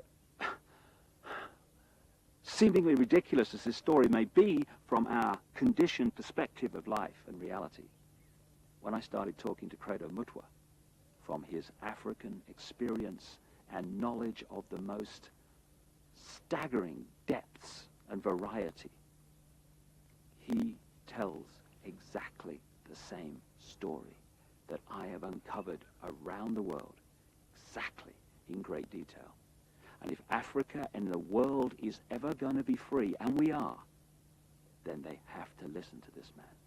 And they have to listen now. I started out by talking to Credo about the origin of the knowledge that he is about to share with us for the first time in so many cases. Because this is the knowledge that only initiates normally get. But as Credo says, the world needs to know this. And so, this is a unique video. And this is a unique man. And like I say, I asked him first about the origin of the knowledge that he's about to pass on. Conspiracy around Africa and her people. These To talk, sir. In a race of people which once founded some of the world's greatest civilizations is being cruelly exterminated, and our politicians appear to be hypnotized as like a little antelope hypnotized by a python. Don't our leaders know what is going on in Africa? I'm going to talk, sir. I'm going to talk, and I'm going to reveal and damn the consequences. I am not a brave man, but it's high time somebody stood up and exposed the conspiracy around Africa and her people. So let's start looking then at the force that is the common theme through all this history to the present day that's been manipulating these highly malevolent, highly destructive situations. My own researchers around the world has certainly focused in on the fact that there is a force not of this world, shall we say, that is the common theme. What is your experience and your knowledge of an extraterrestrial involvement in the history of Africa?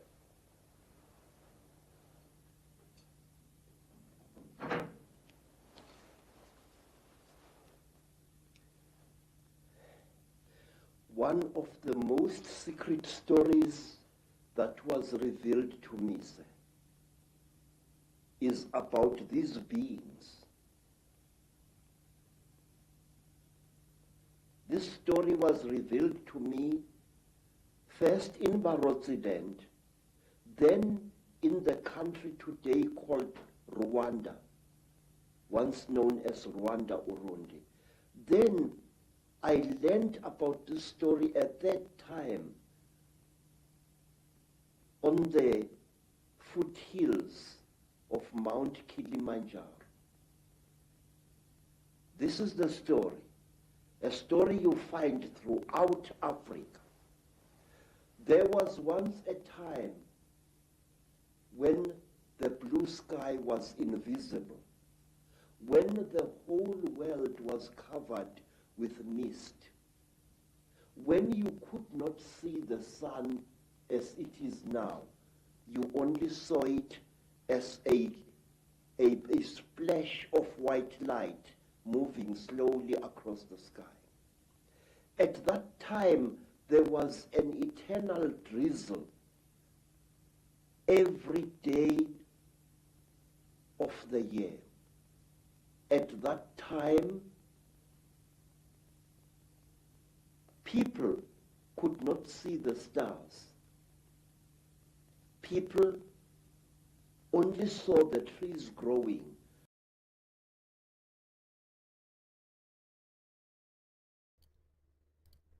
So we actually went over this on another Mindshock podcast, but the time before the sun is a relatively common theme in ancient civilizations. So, I mean, so again, like this guy obviously has a wealth of knowledge, regardless of whether it's true or not, a wealth of information that does seem to match all these other ancient civilizations. So that's definitely curious. That's definitely curious.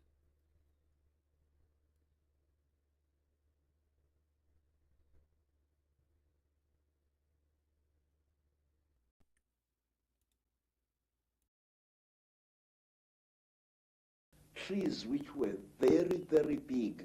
There was no desert at that time, only jungle everywhere where you went. At that time, sir, people were what we call in Zulu, ngubili. A human being was both male and female in one body.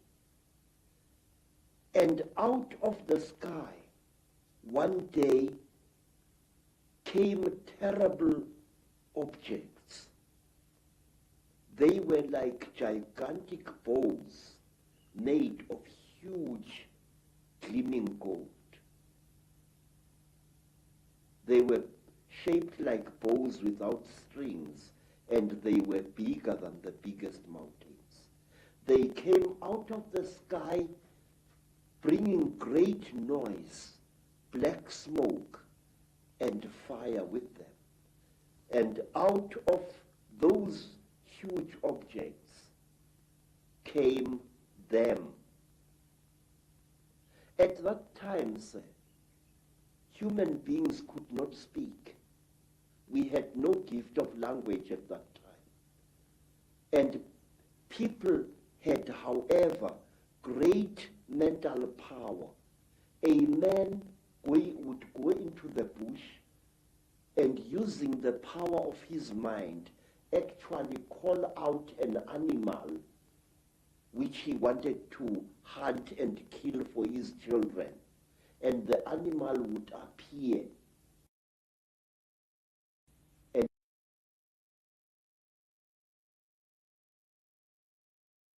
kneel down before the man, and the man would kill the animal and take it home. But when the Chitauri arrived in Africa, they told our people that they were gods and that they were going to give us human beings great gifts on one condition. We had to worship them and accept them as our creators. Some told our people that they were our elder brothers and that this earth had produced them generations ago. And they said they had come back to the green womb of their mother and that they were going to make us into gods. What they did, they created a very strange pair of caves in the land. They dug 2 caves. In one cave was a green light, in another cave was a red light. And they drove human beings into these caves. And each human being had to choose which cave the human being wanted to go into. And those who went into the green cave came out as women. And those who went into the red cave came out as men. And then the talkers, the Chitauri, told our people that now they were perfect. But the moment the first men saw the first women, a terrible row erupted. The women hated the men because they looked between their legs and they saw what they thought were snakes dangling between the legs of the men. And the men hated the women because they looked on their chests and they saw these big things. What they were, they did not know. And then the Chitauri laughed. It was to them a very, very big joke. And then the Chitauri said, if you serve us, you wretched little human beings, we are going to make you into gods. And the human beings agreed to serve the Chitauri. And the Chitauri gave human beings a second gift, the gift of language. People started talking with their tongues where they had talked with their minds before. And there was a big rubbish starting again, because this man did not know the language of that man. And when this man greeted that man, this man thought that he was being insulted, and saw a lot of murder and culpable homicide taking place all over the world. When our people were given language, they found to their horror that they had lost much of their mental powers. They had paid a terrible price. But the Chitauri were now the masters of human beings.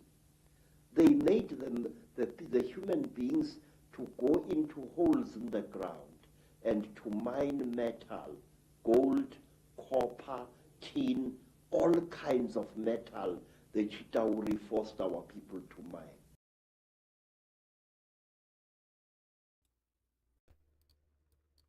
Very consistent with Zechariah Sitchin's work, although that's supposedly not his original work either. Perhaps we need to do a dedicated podcast on the Anunnaki and the slave species of the gods and all of that, because that's not his either. That's there's quite a few ancient civilizations that have stories similar to that he took.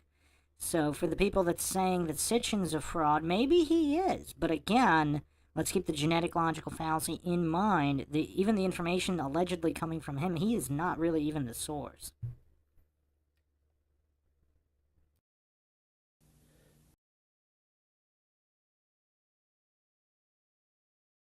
And the people were very unhappy because they couldn't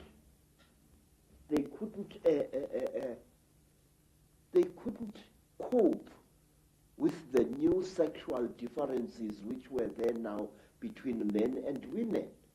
And then from amongst the Chitauri came a very good female Chitauri.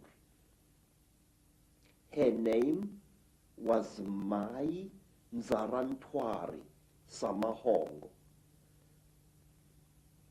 Mai Nzarantwari Samahongo was the senior wife of the terrible chief of the Chitauri,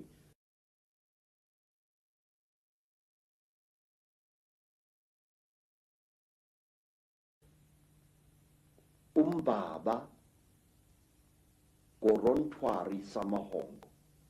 She was sorry for human beings, this great reptile lady. She said to the poor people, "Ow, you are unhappy." And the people said, "Yes, great one. We go into the holes every day, we dig the stones and we bring it to the gods, but we are not happy." And Mai Nzarantwari scratched her scaly chin and began to think and to think. She was terribly ugly. Her eyes were awful, like lights in the darkness. But she had mercy in her heart, and she taught the men and the women how to make love. And she said, "Look, we divided you into males and females. Now this action is going to bring you together." But it did not, because anyone who receives a gift from the Ntwari, the children of the python, is always in trouble.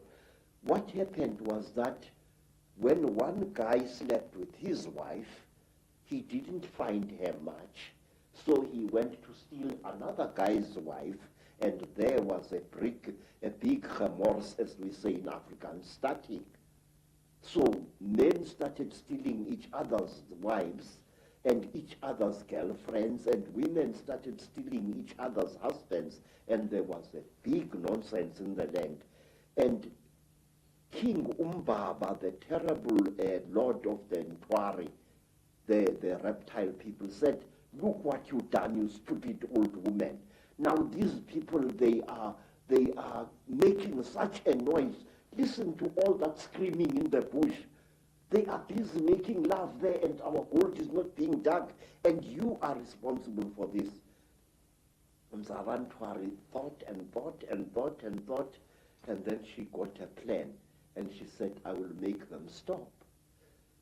When they make love to each other, the female is going to get pregnant. And when she is pregnant, the male is going to leave her alone, and that noise in the bush will not be so disturbing to you, my lord." And Umbaba said, "You had better. There is no production here." And so all the women in the world was pregnant, and Umbaba was furious with his wife. And so it went on and on until one day Nzarantwari activated a black hero called Mweru. And Mweru challenged the great chief of the serpent people to a fight. and he cut off the royal penis of the king of the snake people, and that caused a big war. Mweru ran away, but Umbaba, the terrible chief of the people, caught him and arrested him and brought him to his village. And there, the great chief Gorontwari Umbaba said, look, you cut off my thing, and I have replaced it with one made of gold, and I can't make love to my wife anymore. You think too much, you wretched little human being. Now, Umbaba had a terrible nail in one of his hands, a claw. And with this claw, he drove the claw into poor Mweru's nostril, making a terrible hole into his brain, and he started drinking Mweru's brain, and then he threw away the corpse. To this day, we believe that the people, the Chitauri people, they eat human brains. And strangely enough,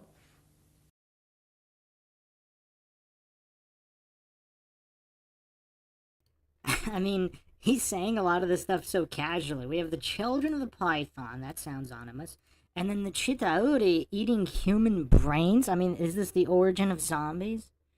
I mean, this is truly mind-shocking stuff, true or untrue. Truly, it is mind-shocking.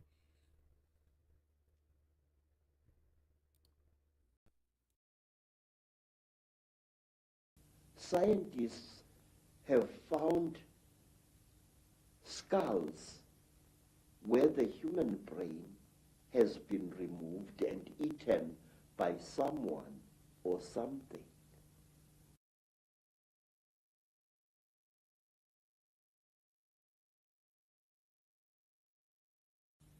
Well, hearing you speak here, so many things come to mind. First of all, you're saying that telepathy was the key form of communication before the Chitahuli, the reptilians came. Yes, sir. And I guess it's like a muscle. When you use it, it gets more sensitive and more powerful. So the more you use your telepathy, the more powerful your mind got. And then when language came, it almost brought us into this three-dimensional world and disconnected us from that mind power that we had before.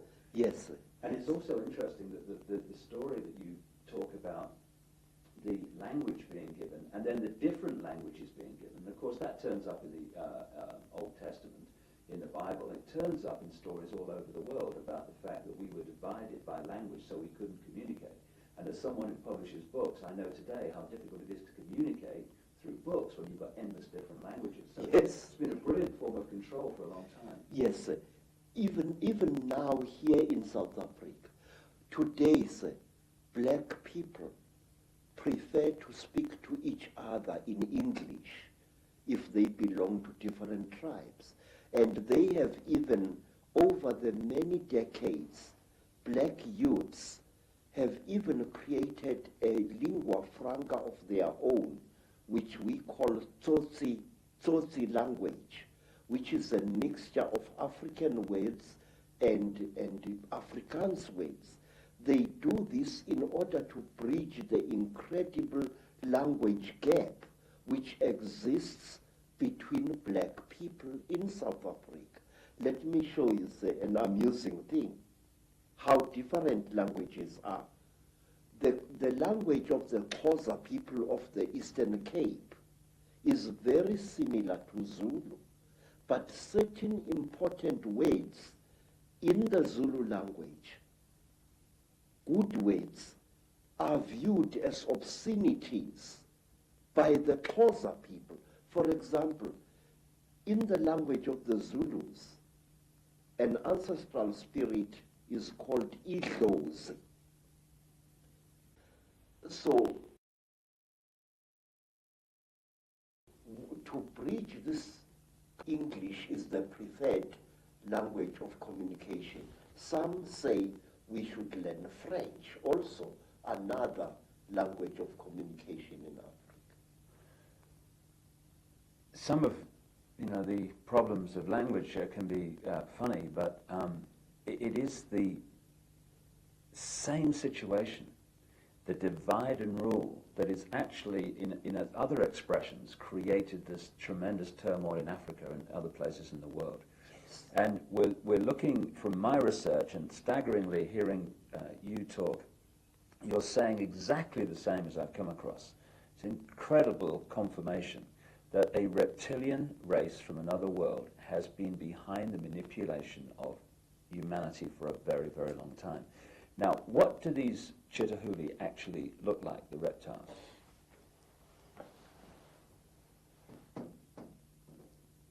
I'm not a good artist, sir. You're better than me, that's for sure. But this is how we believe the Chitahuli look like. They were created in this, you see, sir, you white people say that there are alien beings on this earth. No, you are wrong. The earth in which we live has produced 24 different races during its long existence. Please, sir, this is how a Chitahuli looks like. It stands about 11 feet high. It is a very slender being.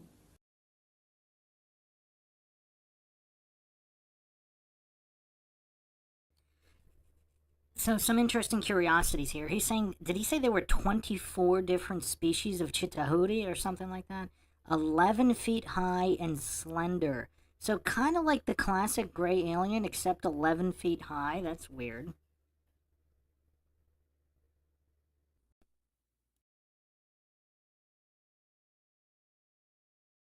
Which seems not to have a bone structure. Its fingers have no joints. They are more as if the bones in here were flexible.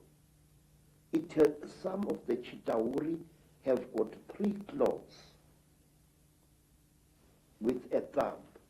Some have got 6 claws with a thumb. And some of the Chitauris have got horns on their heads. And what surprises me is this. Some film producers,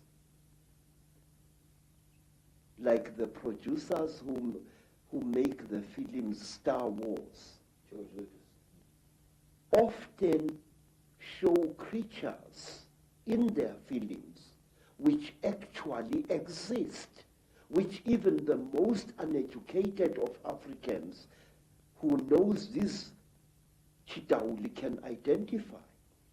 For example, in the new Star Wars film, what is it called? Star Wars or something like that. There is a creature who amazes me called Darth Maul. Darth Maul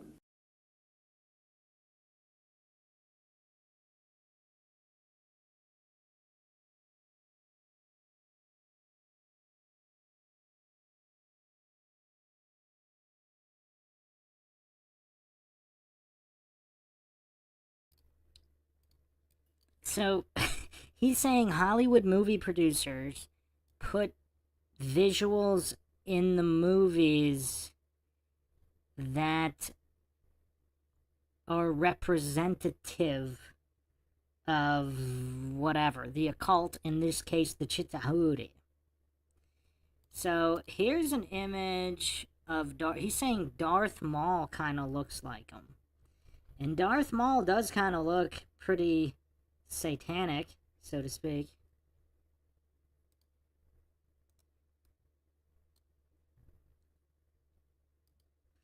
I'll put an image on the screen for those who have not seen Star Wars movies. I mean, that's kind of an interesting thing to say for an African shaman in South Africa, saying that the Chitahuri, the reptilian alien interdimensional shapeshifters, looks similar to Darth Maul. What does everybody think of this?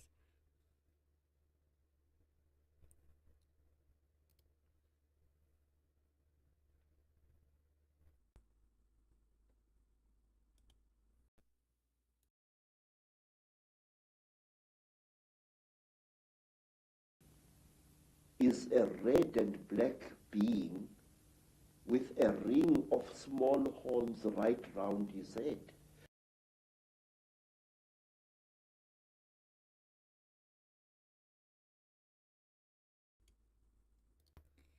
I forgot to include an image without the hood, because this is what he's talking about. He's talking about the ridges on the head. And that is kind of curious that they chose this design for Darth Maul. It does kind of look reptilian. I mean, the color scheme is quite different. Usually the reptilians are green, right? But he's black and red. But what Credo Mutwa is talking about here is the horns on the head. That's what he's talking about here.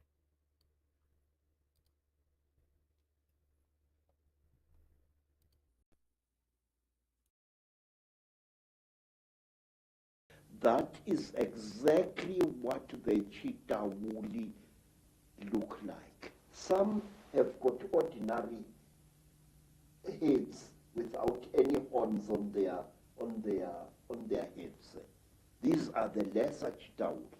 But the royal cheetah wool have got a ring of sharp horns all around their heads. And the very high cheetah wool, like their king, Mubaba Samahongo, they have got very long horns which grow this way. Not that way like a bull, but this way like certain antelopes. Now,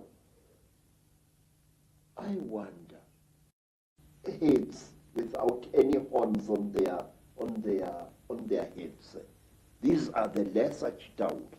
But the royal cheetah wool have got a ring of sharp horns all around their heads. And the very high cheetah wool, like their king, Mubaba Samahongo, they have got very long horns which grow this way. Not that way like a bull, but this way like certain antelopes. Now, I wonder, I just wonder where these film producers get their information from. And in one strange films, which my student called me to come and watch, the thing called Stargate 2. Mm-hmm. And in that films, there was a creature, a very slimy, cream-colored creature with heavy wrinkles on its face. It was a spitting likeness of Mubaba Samahongo, the terrible emperor of the cheetah wool. Well, clearly there's a tremendous amount of knowledge of what's been going on and what is going on, which comes out symbolically through films and areas of communication like Hollywood. But the thing that I'm totally stunned the more I talk to you about this is because I've been all over the world having people give me descriptions of seeing reptilian type figures, particularly people in positions of power in the world, changing into a reptilian figure and coming back again. And what they describe seeing is exactly what the knowledge of ancient Africa talks about seeing. We're talking about the same people there, which is an astonishing confirmation. And the eyes is something that keeps coming up being described. Yes. Tell me about the eyes of the Chitahuli. Say, A warrior Chitauri has got eyes like a snake. These eyes are yellowish with split pupils, and they glow in darkness. So if a warrior Chitauri, one of the lesser classes, is hiding in a cave, you can see its eyes burning. But a royal Chitauri has got 3 eyes. It's got the yellow eyes, which glow in a strange, almost ice-like way, like jewels, like certain types of yellow jewel. And then they have got an eye in the center of their foreheads, an eye which doesn't close up down like a normal eye does, but which closes from side to side and which opens this way. Now this eye of the Chitauri is the eye that kills, because it can knock a man down just by the fire, the glare that comes out of it. Is this where the constant recurring theme of the evil eye comes from? Yes, sir. Yes, sir. In fact, Mubaba, the emperor of the Chitauri, who is said to be still alive today, Mubaba has got a central eye. His other 2 eyes were stitched shut by a jealous wife. But his killing eye, the Samahongo, the terrible red eye, opens. He can even open it like this.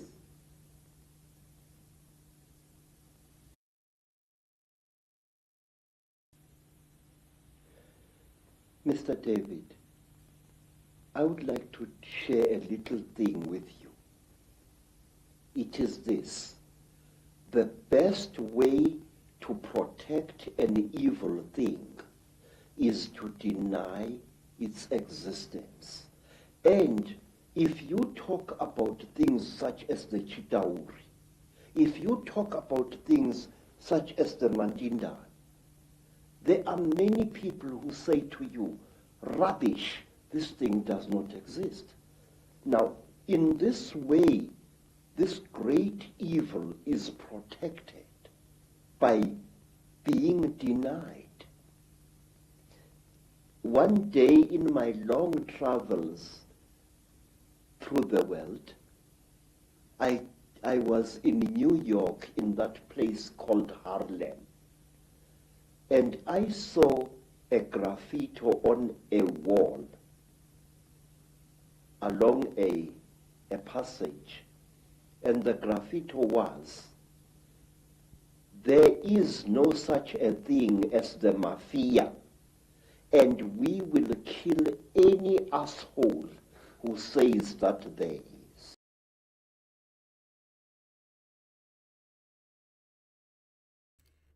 Wow, that's interesting. Who wants to see a movie about Credo Mutwa's life? I mean, what an amazing movie that would be, true or not. It would just be incredible. Can you imagine him just sauntering through Harlem, seeing this graffiti?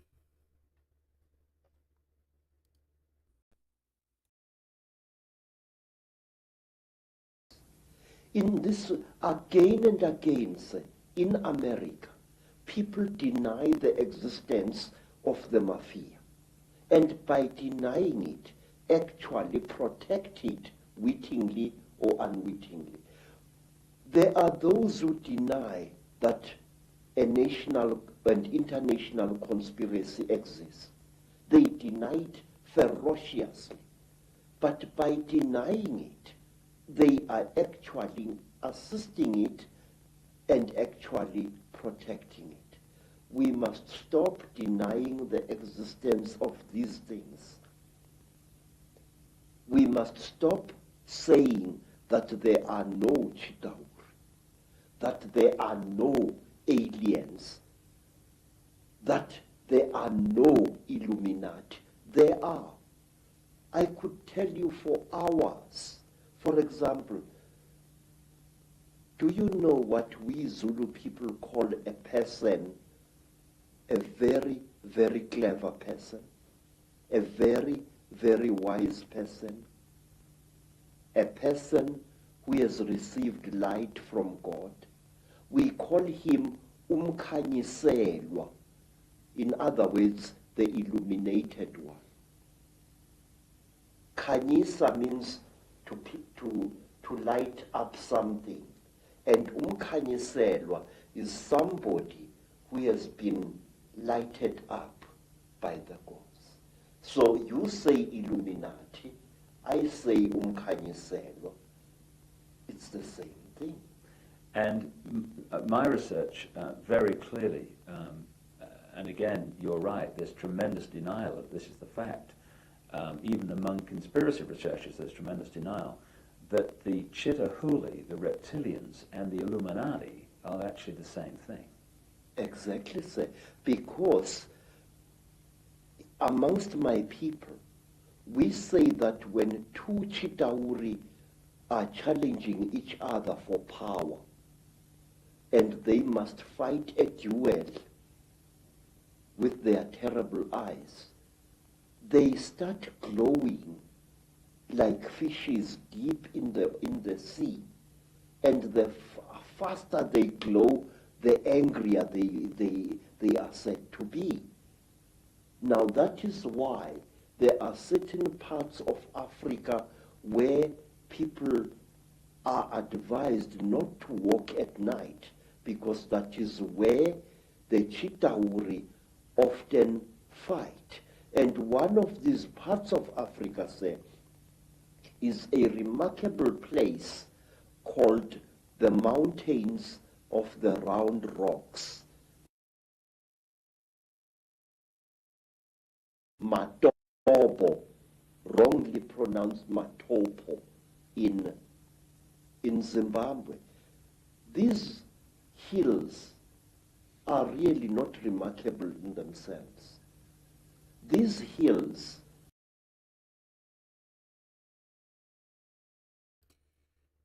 So it is kind of interesting what he said about how denying something is helping it, if it's true, of course. Now, I don't think the solution, again, if you're using logic and reason, you're not hallucinating to know that it's real, you're not hallucinating to know that it's not real, you're taking an objective, logical, neutral position without hallucinating and pretending to know, just to soothe your dissonance. I mean, this is the methodology of coincidence theorists, authority-worshipping cultists, scientism cultists, all these clueless goofs who are too mentally weak to even consider the possibility that these creatures could be real. Now, I think that's the solution, not immediately jumping to, oh yeah, they're definitely real. I mean, obviously, burden of proof is not positive claims. But to deny something, that's the same thing. Condemnation without investigation is the height of ignorance, and who is more ignorant than authority-worshipping cultists or coincidence theorist bootleggers? I mean, their ignorance has cost them more lives than any other group of people. I mean, look at the tally, just the recent tally in modern history of those that trusted their governments or the official narrative. If the world is a globe, and I'm not alleging it is, in the 20th century, governments murdered 262 million of their own citizens. That's 7,000 deaths per day over the course of 100 years. 6 times more than died in the orgies of death governments call wars. So in non-war situations, governments killing their own citizens in the 20th century, if they were laid head to toe, their corpses would circle the earth 10 times. I mean, this is the cost of being a clueless bootlegger, an authority-worshipping cultist devoid of logic and reason, who just believes what authorities say via way of newspapers in the past, the idiot box today, mainstream news, etc. I mean, who has paid the cost of life greater than being an authority-worshipping cultist goof? I mean, you would think their bloodlines would have been exterminated by now, but I guess the propaganda machine is just that powerful.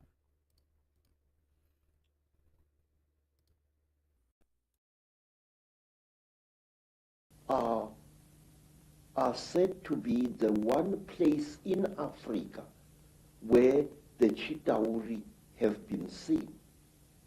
And these hills is where Cecil John Rhodes lies buried, but there is more. You must visit this place at one time.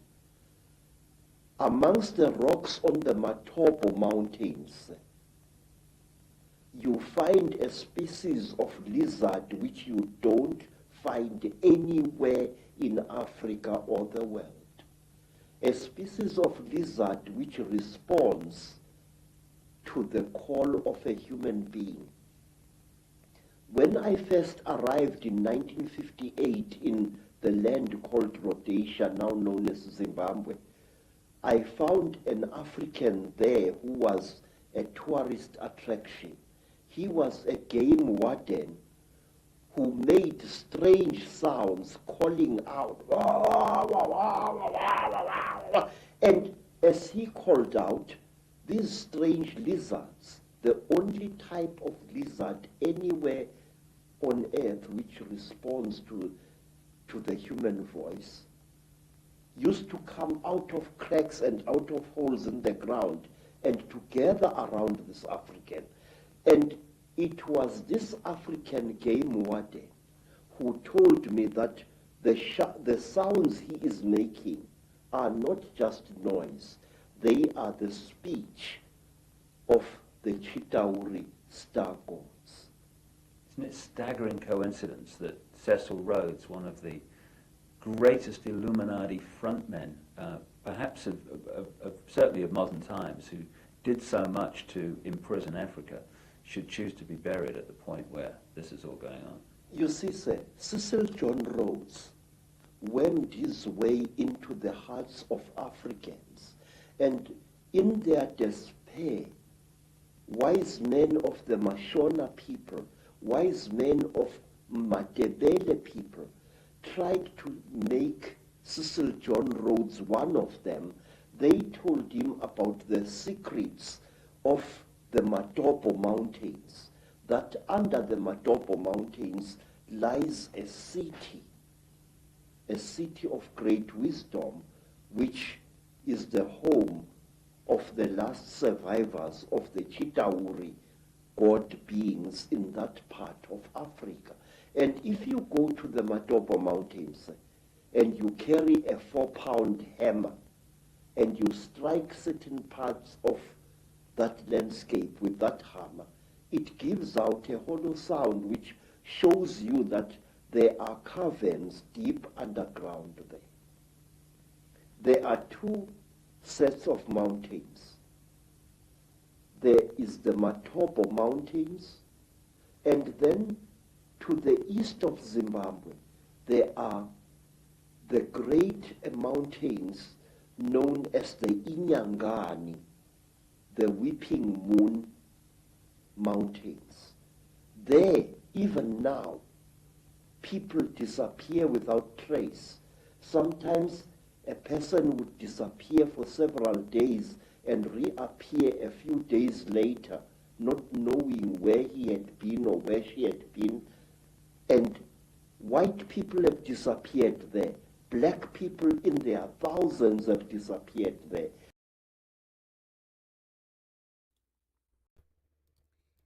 I couldn't find too many references to that, but is this a missing 411 type situation? Some disappear forever, some disappear, reappear with no recollection of what happened.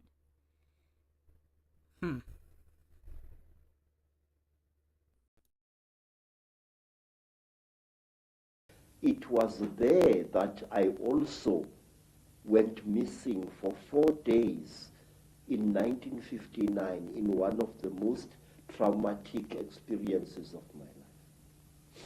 What happened?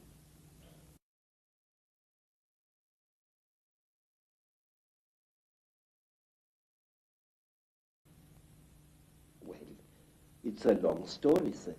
My teacher, Elizabeth Moyo, had sent me to get a special herb which grows only on the foothills of those mountains. It was just an ordinary day like any other, just beautiful day like this one outside here. And I love the African wilderness. I'm at home in the bush, especially in the days when I was still in good health. I love the animals. I love their smell, and I love the smell of the vegetation. And I was looking for this herb when all of a sudden a bright blue mist fell all around me. It took me some time to react to this strange thing. It was a hot day, and all of a sudden the temperature around me dropped. It was as if I was on the slope of a very cold mountain, but it was a warm day. And then the next moment, I was in what appeared to be a metal-lined tunnel, a caving tunnel, and I was lying on what looked like a workbench, a very large workbench of some kind. You know, an iron table which an engineer or somebody working with metal would use for welding and cutting metal upon. But this workbench was very brightly polished. And there I was lying there with my trousers missing and only my khaki shirt, when I saw again through what appeared to be like blue mist a number of moving objects, which at first I thought were dolls. And these objects were moving towards me. I noticed with mild surprise that they were very thin, short, human-like creatures with very, very large melon-shaped heads. The creatures had no noses, as human beings have. They had only small little holes on either side of where the nose would be, and their mouths were like knife cuts at the bottom of their faces. And these creatures were coming towards me.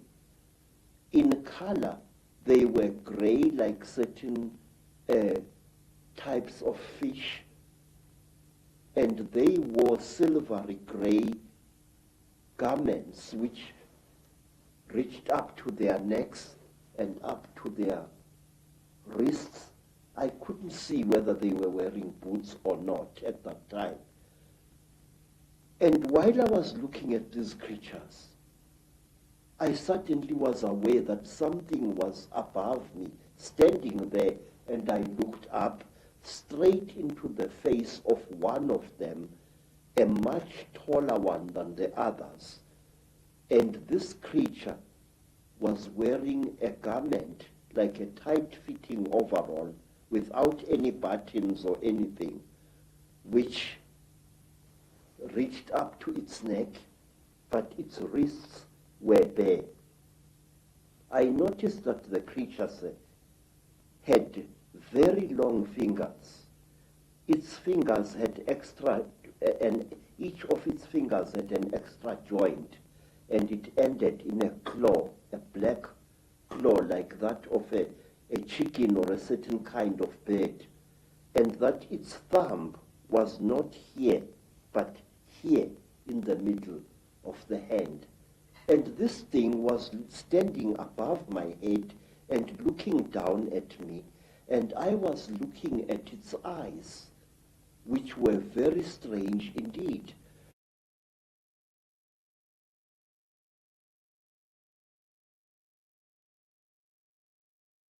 It was as if it was wearing plastic goggles over its eyes.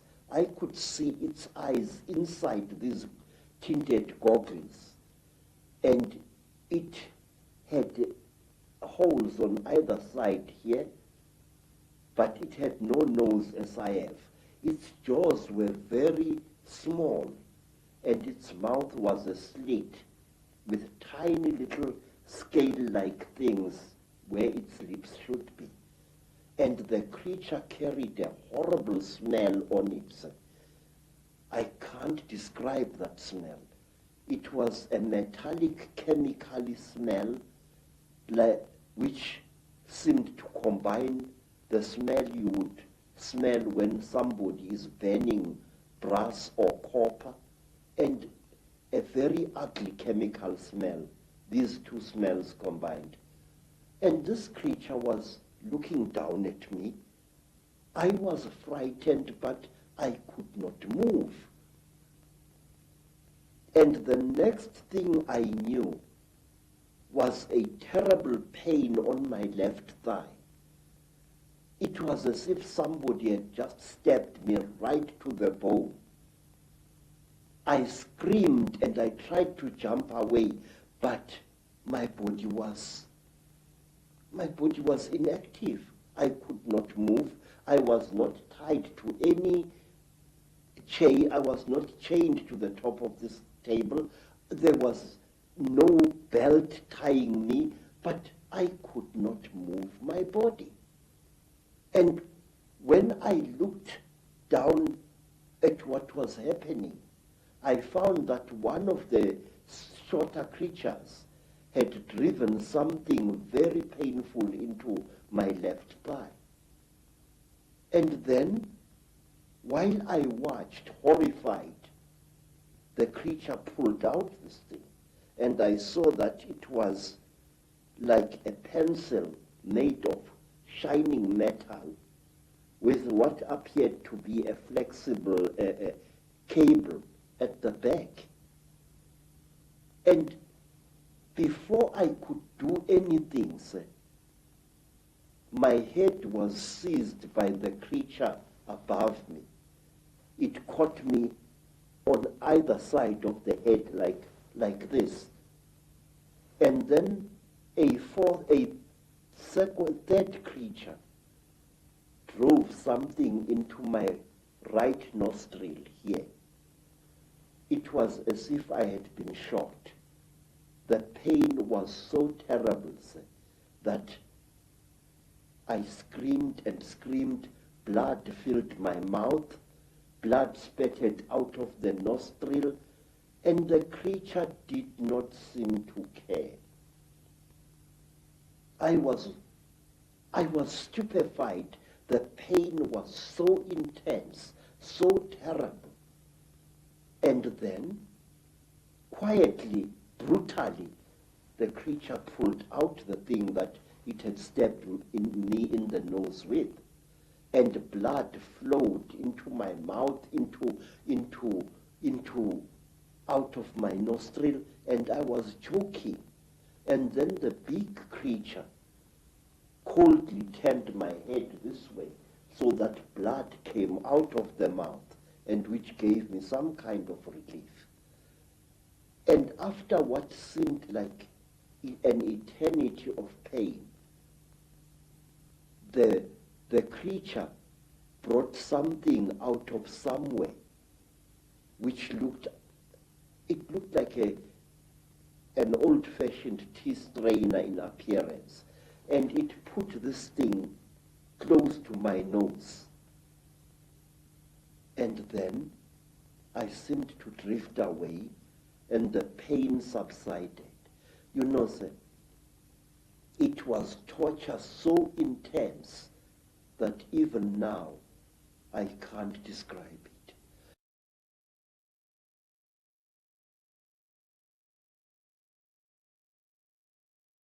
And then something else happened. A fourth creature started rummaging between my legs, and it pulled out my organ of manhood and stuck something into that. It was very strange, but I wasn't feeling any pain now. But I could feel the the flexible cable moving inside me, right into my body. And then, I can't describe it. It was as if my seed was being sucked out by this small, bright, flexible cable. And then the creature just pulled it out. I screamed and I cried and I screamed, but I could not move. And then something happened which to this day still amazes me. After the creature had pulled out the flexible cable from my organ, the creature just stood there looking at my organ. And I was so terrified that I urinated and accidentally urinated against the chest of the creature.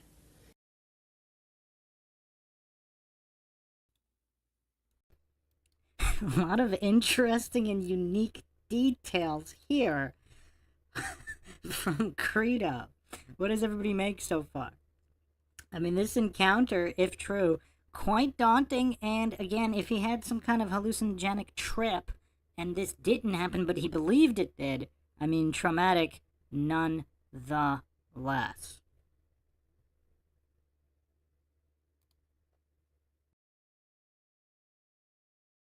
It jumped away as if I had shot it, and it stumbled backwards. But its face didn't show any expression. Its mouth didn't even open, but the way the creature reacted, trembling all over, it was as if I had really hit it, but it was wearing this kind of garment. And after that, I was left alone, except for the big creature, which stood to my right side this time, with its arms folded, looking down at me. And then, while I was looking at this creature, trying to appeal to it, no pain anymore, no pain, please, I was pleading. Pictures suddenly flooded my mind, pictures of buildings sunk in a red lake of water, buildings rotting away, buildings that appeared as if they had been bombed, and cities sunk in terrible mud, trees sticking out like rotten ghosts, trees without leaves, without branches, sticking out of the mud as if they had been poisoned. I saw visions of this. And then, through an entrance which I had not seen before, came a strange and terrible being.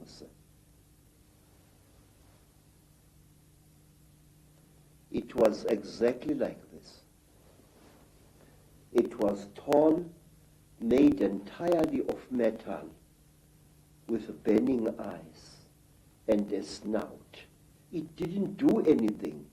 It just moved and came to stand at my left side. It didn't touch me or anything like that. It just stood there, making a strange humming sound. Wow, wow, wow, wow, wow, wow, like that. And then, from behind this metal creature, there appeared another creature. It was so radically different from the gray creatures in that it looked exactly like an earthly human being. It had a pink skin like that of a white woman. It had golden hair, and its ears were definitely pointed like those of an animal.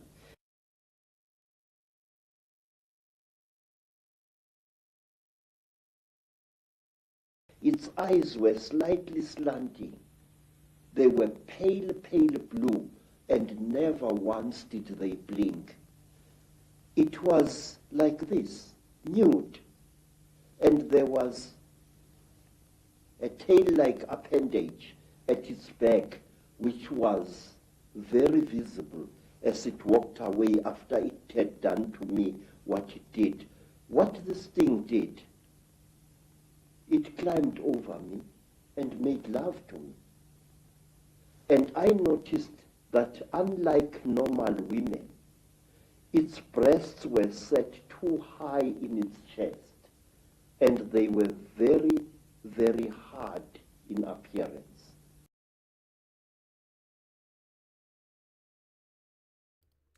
I mean, you gotta hand it to this guy. If he's making it all up, at least he's pretty original.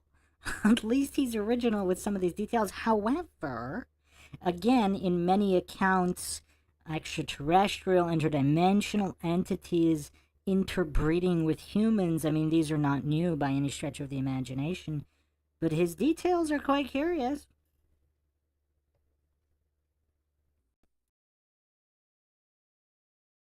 And that here, the pubic hair as well as the hair in the armpits, was a fiery red, as if it had been dyed.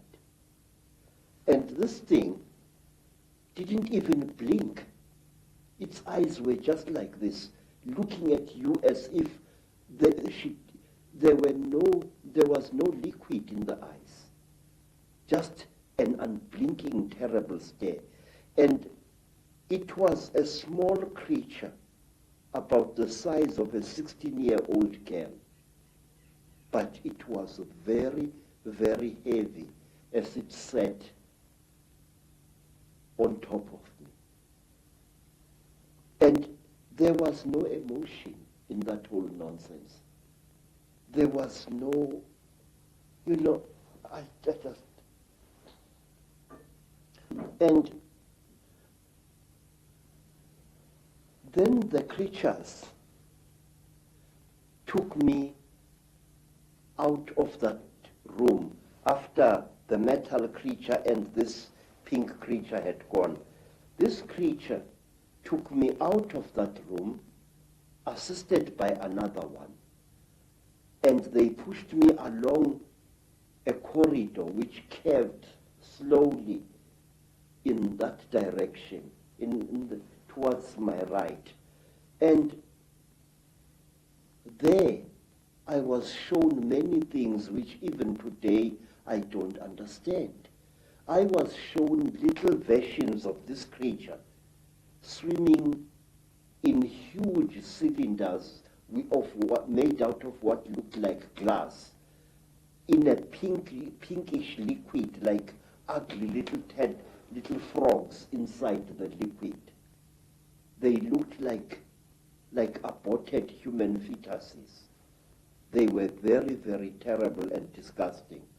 And then we came to another room, and there I saw a number of people undergoing the same torture that I had undergone.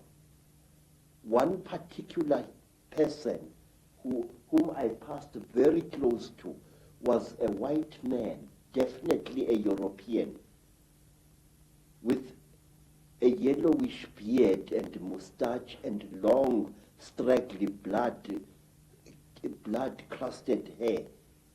This man looked into my eyes and I looked into his eyes, and we were so close we were as I went past him. Then, to cut a long story short, I found myself in the bush again. But I was wearing only my shirt. My boots were gone, and so was my trousers. So I took off my shirt and wore it around my waist as a loincloth. And I started traveling, not knowing really in which direction I was going. Then I came to a track, and I walked along that, and some time later I saw people coming towards me.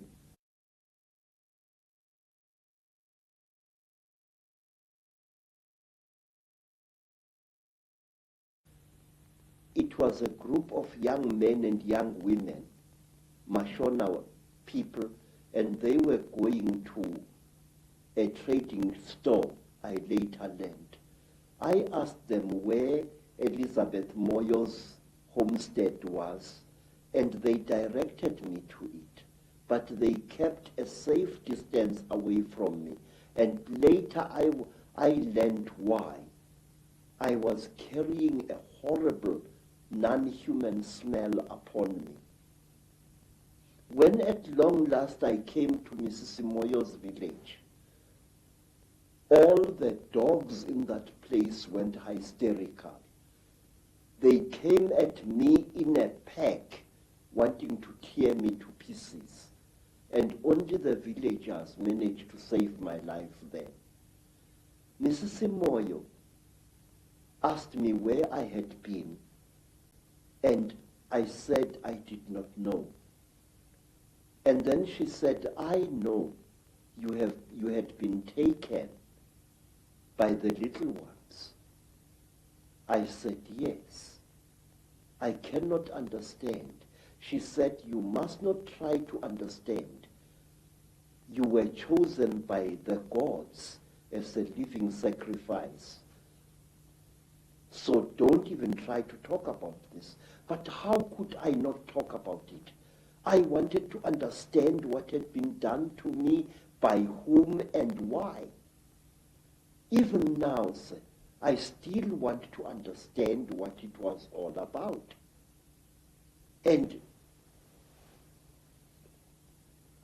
many years later, I met a remarkable white woman, Elizabeth Clara, a famous South African woman who had worked for British intelligence during the war, and who, we are told, had been impregnated by a being from the stars, Icke.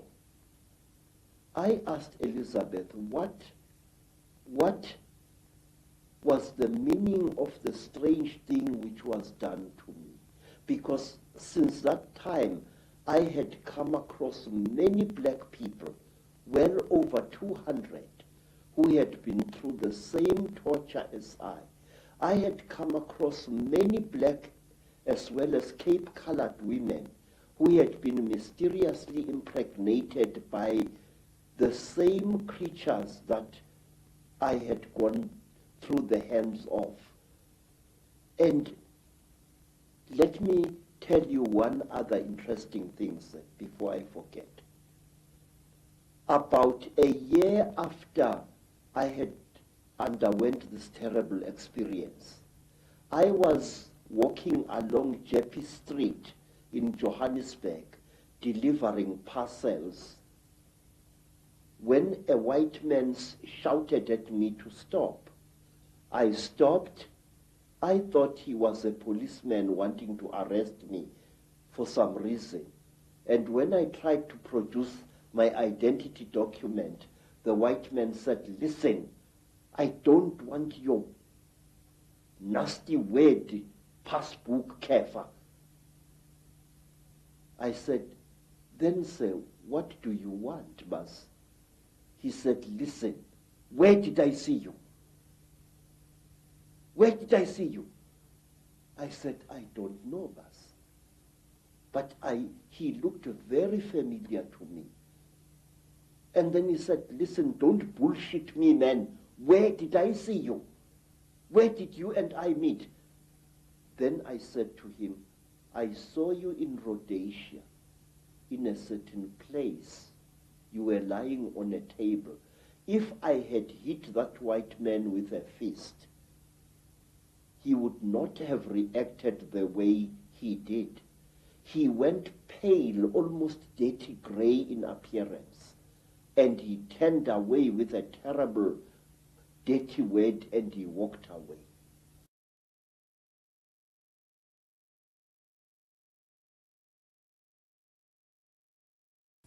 His eyes were filled not with anger, sir, but with pure, naked terror.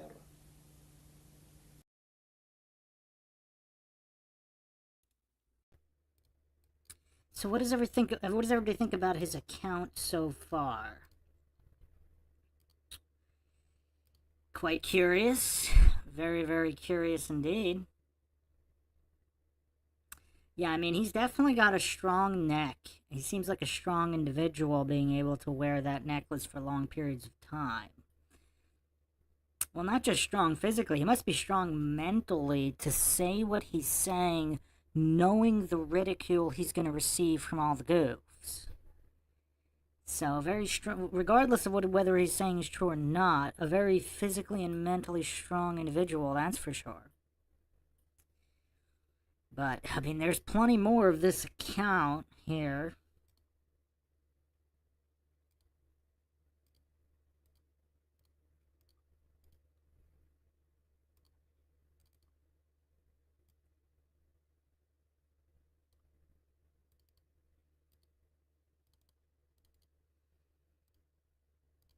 Perspective.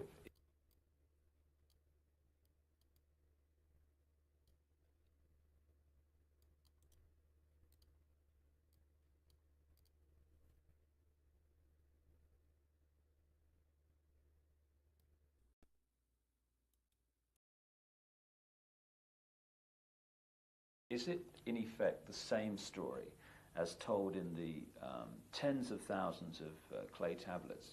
Of a senior chief said to me, look, the gods want us to be like this. The story that you're telling, Credo, from the African perspective, is it, in effect, the same story as told in the tens of thousands of clay tablets found in what we now call Iraq, who've become known as the Sumerian tablets, that talk about a race of gods called the Anunnaki, who came in and brought knowledge, ruled the people, and interbred with them? Yes. Do you say, therefore, that the Anunnaki in those stories that have increasingly, of course, been translated in a number of books, yes, they were reptilian, you say? Say, all I do know is this, that here in South Africa, amongst the Xhosa people, amongst the Zulu people, there are beings who are very revered even now, and they are called Amanuna or Amanono. Amanono is Zulu, Amanuna is Xhosa. Now these beings are godlike beings, we are told. They can change their faces. They can change their appearance. They can shapeshift. Yes, sir. They are shapeshifters. A manuna, now if a Xhosa man has married a very beautiful wife, a wife whose face seems to change every day, he teases that wife by calling her his inuna, linuna lam. In other words, a shape shifter. Say, it is said that the people who are closest to the hearts of the Manuna gods are women. And why? Because the women give to the Manuna the power of, they worship the Manuna, they hero worship them, which explains why Nefertiti wanted herself to look like one of them, and her children too. She was actually hero worshipping these creatures, and the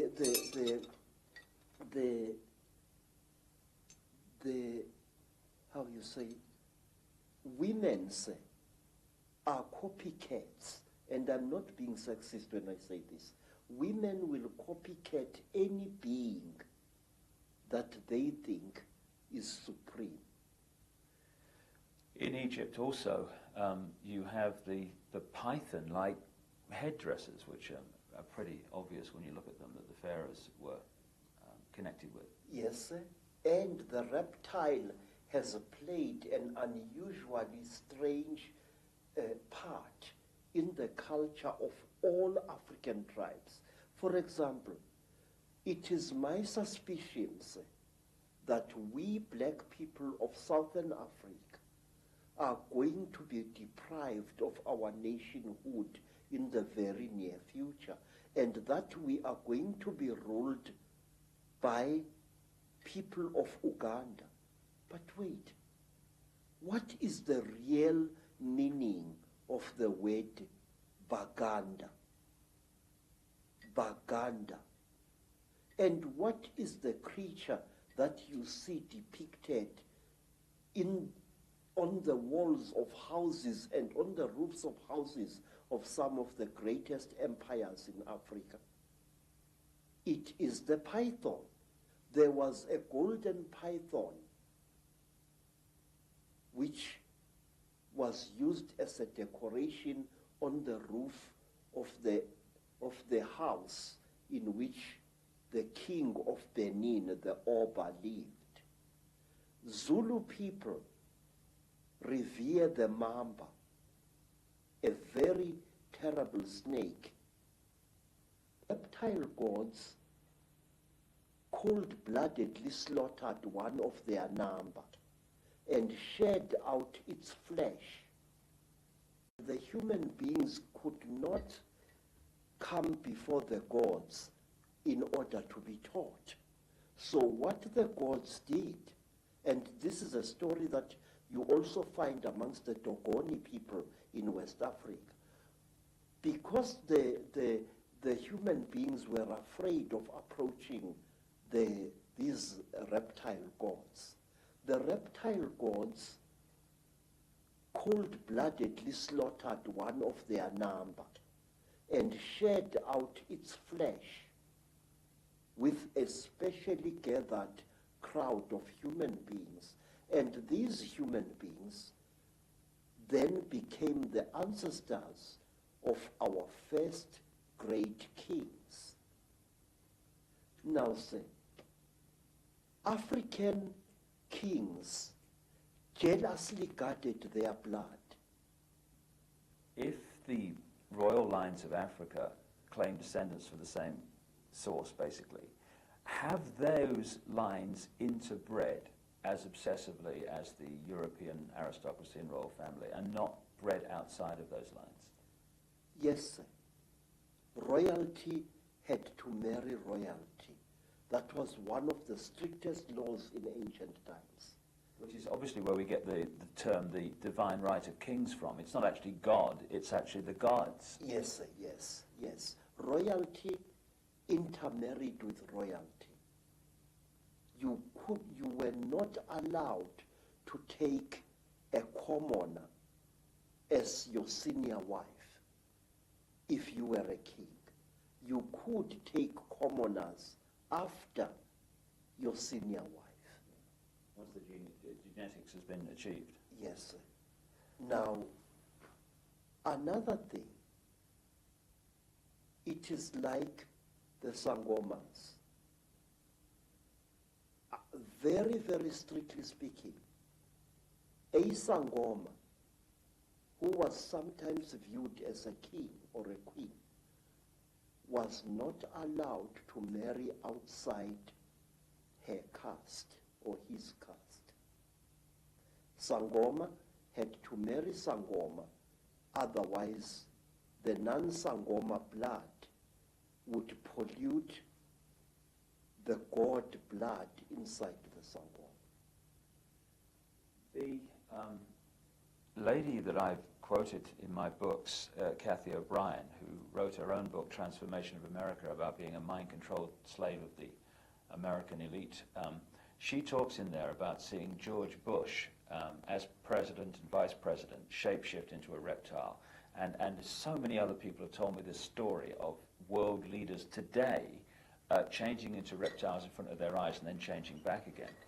And Miguel de la Madrid, the president of Mexico at the time of George Bush, said to Kathy O'Brien, as she quotes in her book, that a reptilian extraterrestrial race interbred with the ancient Central American people because they needed to create bloodlines through which they could operate.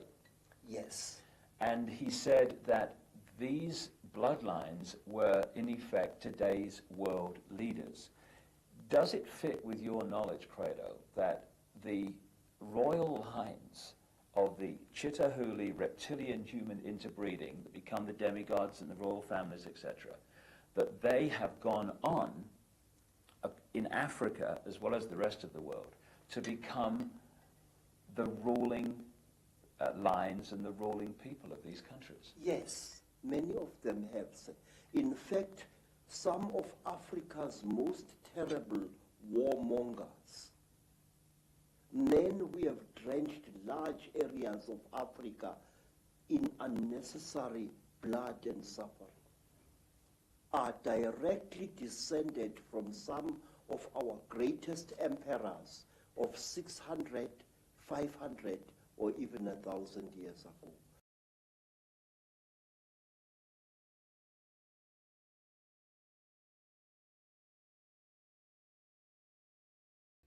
So Icke brought up Kathy O'Brien, Transformation of America, and apparently her account of George Bush shape-shifting into a reptilian, and all these other people that have allegedly witnessed all these world leaders shape-shifting. And Credo here saying that these bloodlines, there's something to it, and even locally, like tribe leaders, etc., he's saying they are related to these rulers of the past going back even 1,000 years ago. Now, I don't know exactly how he would know that. Then again, how would anybody know anything regarding, George Bush and Obama being cousins and all that? I mean, even if you have the blood test results in your hand, how do you know they haven't been manipulated? So I don't know how any of this would be verified, but that is the current subject they are discussing.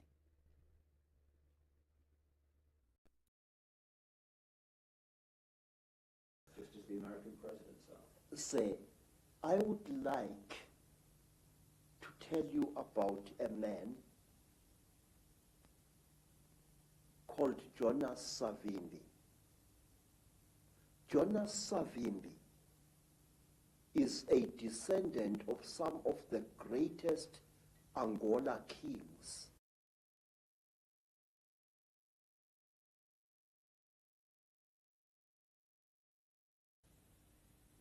In fact, the entire land called Angola was a breeding place of kingship in Africa. The word Ngola means a king, and Angola means land of many kings. I must say, the way that the evidence that I'm uncovering is going, and it's going there very fast, and it syncs so much with what you're saying, is that a race from the stars, a reptilian race, interbred with humanity, they created crossbreed bloodlines, which became the middlemen, the demigods, the royal kings and lines and ruling power in the ancient world. And through interbreeding have become the presidents, the ruling people at the top of the power structures of banking, of politics, of the military, of all areas of our lives, of business, all of it. Is that the way that you have seen it yourself? Yes, sir. You know, Mr. Icke, I wish for one moment I could contradict you. But for the last 40 years, I have observed an extremely disconcerting phenomenon in South Africa and in other parts of Africa as well. And this is the phenomenon. You find a rising black leader, a real leader amongst men, a ferocious activist for the rights of his people. This man starts something, whether it's a revolution or whatever, he starts it. And you look at his ancestry, because in Africa we look look very closely at a man's ancestry, and you find that this man is nothing. Although he is doing such great deeds, he is actually a descendant of very peasant people. Ow. And you are worried. And all of a sudden, this black man will come to a sudden violent end, and a person who is totally new will take his place. And when you look at the ancestors of these people, this man, you find that he, or even she, is a person of very, very ancient African royalty. Now, let me show you. There was this war in Rhodesia, and many people got killed there. And there was a very fierce and dedicated general. His name was Tongogara. And Tongogara fought in Rhodesia. And just when victory was won, Tongogara was killed in a terrific explosion. Somebody put a bomb thing in his car and killed him very badly. But wait, Tongogara had been a descendant of a blacksmith. His surname, Tongo Gara, means powerful hammer. Now, who replaced Tongogara? A man called Robert Mugabe. Now, you can't get more royal than that. Mugabe is descended from ancient Mashona kings, and what is more, he knows it. Always, a leader is removed, and when the power really comes, a new leader descended from some faraway monarch or tribal chieftain 2 centuries or 3 centuries ago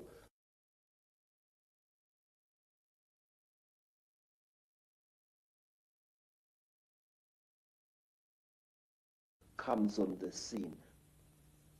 Again and again, there seems to be this particular force which elevates its descendants over ordinary human beings. I can give you hundreds of cases of this. Now, say, talk about a tradition of shape-shifting.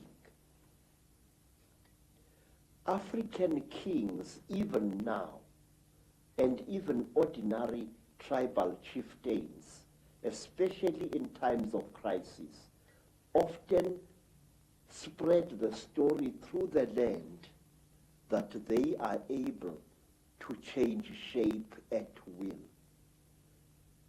There was a time when the South African government created the various Bantu homelands, and these homelands were ruled by those tribal chiefs who were agreeable to the apartheid system. Now, some of these chiefs were very unpopular with the people on the ground. And so, to build a charisma around themselves, these chiefs used to tell people that they are capable of changing shape at will. It was spoken about a certain African chief in the Transkei.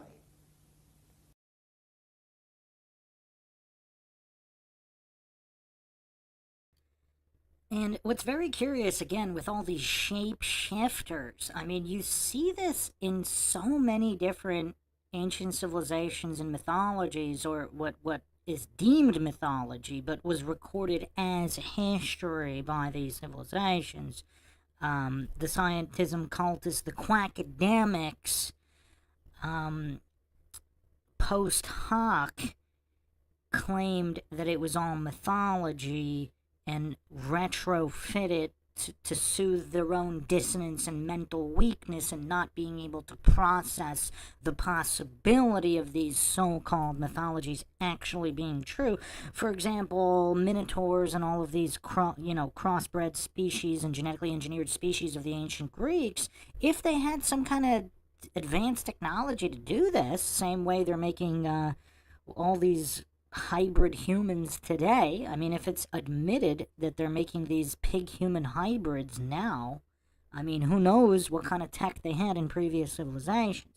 So the whole shape-shifting angle is quite curious, not just between human and reptilian, if that's their original form, which it may or may not be, but with Native American legends or werewolves just shape-shifting into various beings, possibly. I mean, even vampires have lore, that shapeshift into bats, and depending on some of these vampiric stories, some of them can actually shapeshift into different humans and other animals, not just bats. So the whole shape-shifting angle is quite curious because it's so prevalent in so many areas of the world.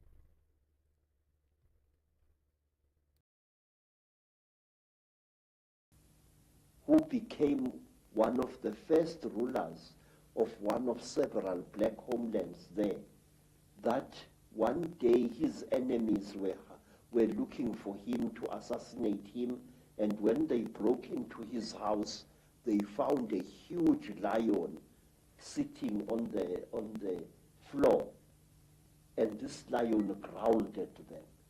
And because of that story, because even today, word of mouth is a very powerful media of communication in black communities, all enemies of that particular chief left him well alone because they feared his changing powers. The final question on this particular video, Credo, because we've got a lot more to say on others. Why is it that if the Chitahuli are all around us, which I certainly feel they are, and they're operating for certain bloodlines, now some people see them shapeshift, that's absolutely without doubt. I mean, so many people I've met all over the world have seen it, into reptiles and then back again, the George Bushes, the Henry Kissingers, these key people. Why don't most people see it? First of all, sir, I have said to you, Mr. Icke, that we human beings have got a blind spot in our brains. And this is what the Chitahuli and other alien nasty boys are exploiting. Look, sir, if we are a crowd and we are standing on a city street, we will see a man suddenly grow an extra arm. And many, many of us will see that, but will refuse to accept what they have seen. I have seen, sir, people going through severe trauma in train accidents, in car accidents, but they refuse to accept what they went through. I have seen women who have been raped several times, ferociously refusing to admit what they underwent. I've seen it many times. And these alien creatures know our weakness. They know that very often we human beings tend to censor what we see. If you are an educated professor and you see a spook, your educated mind will refuse to accept what it has seen. You will reject it and throw it to the back burner of your brain, and it will stay there. Hundreds of us see very strange things every day.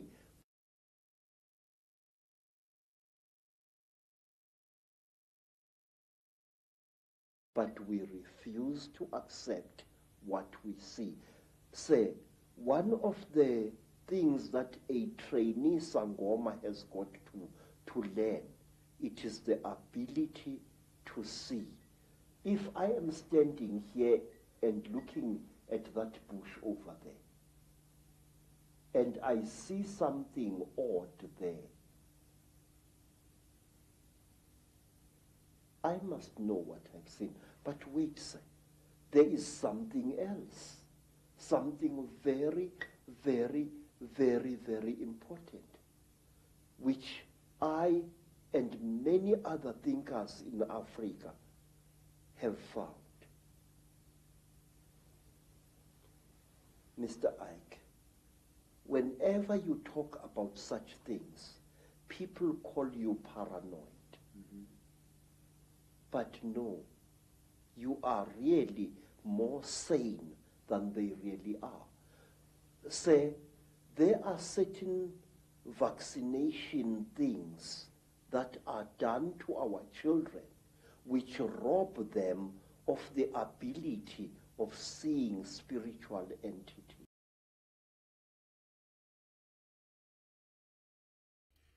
Okay, wow, a lot to unpack there. So basically, he calls out quackademia because these so-called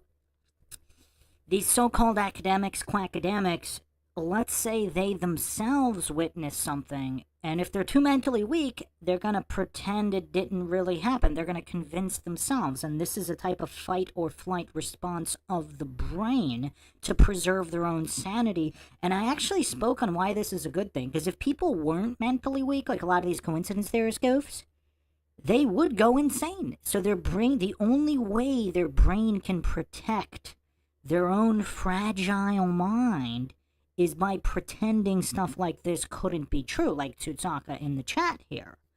Because they're so mentally weak, they would literally fracture their psyche and go insane if they admitted to themselves that this could theoretically be true.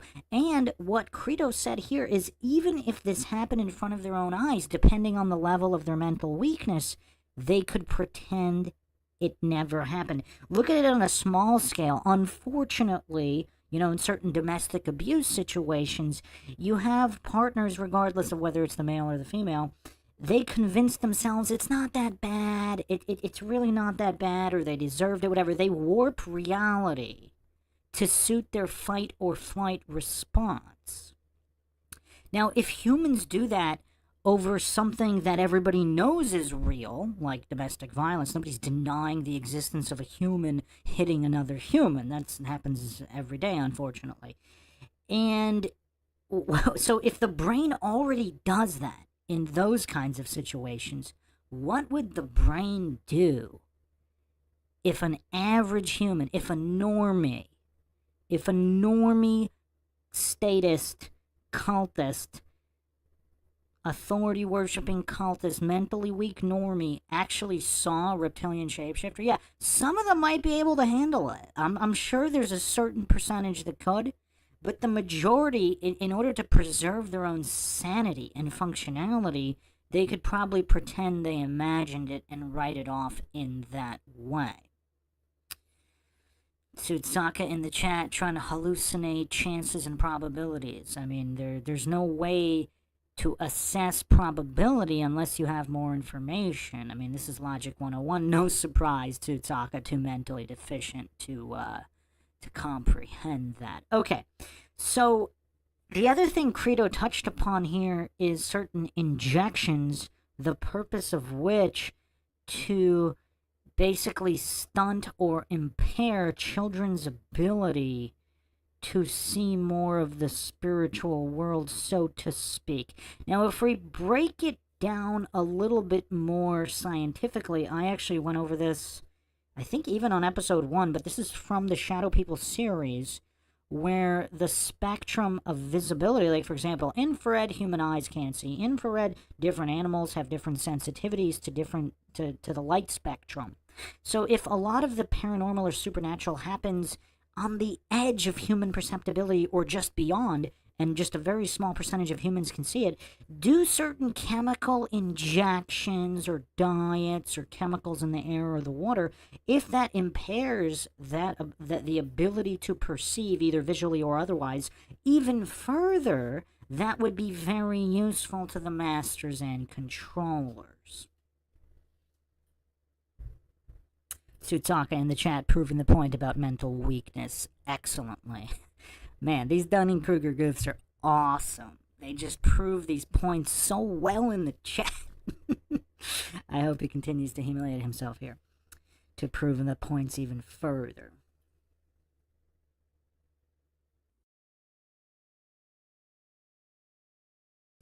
Believe me, I can prove this. In Zululand, we were sometimes called before our chiefs, our inkos, and we were told that there is a great smallpox coming to the land and that all children must be vaccinated. Do you know that my mother's father, my grandfather, used to dodge that? He said that the white man's mjovo, the white man's vaccination, makes you blind. And if you are to look after my cattle, you must not go to the trading store to get your vaccination.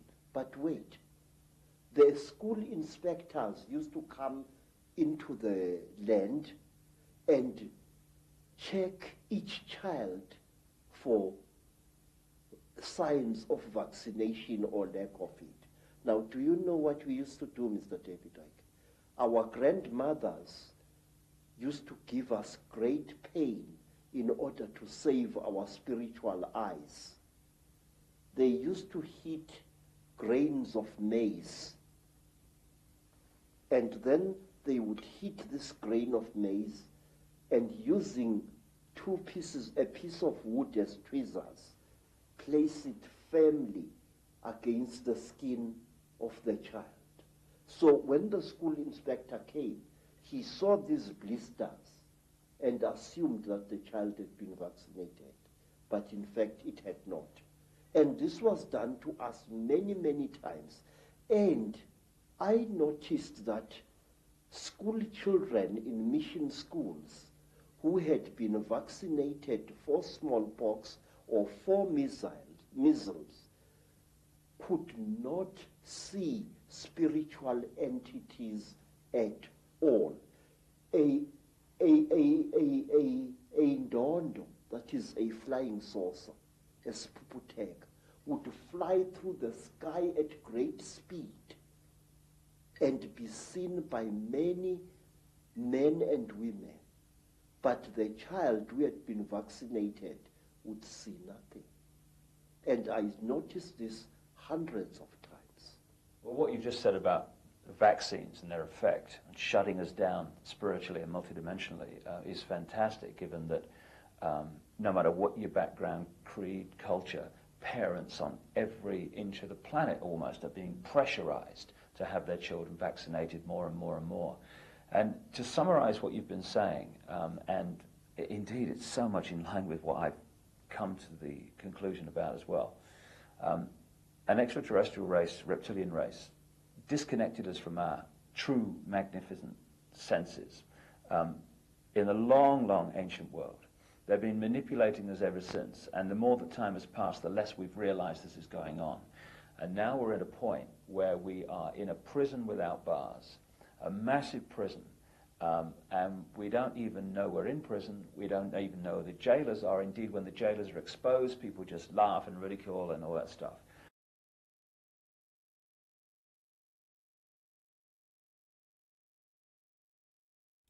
So we're in an unbelievable situation.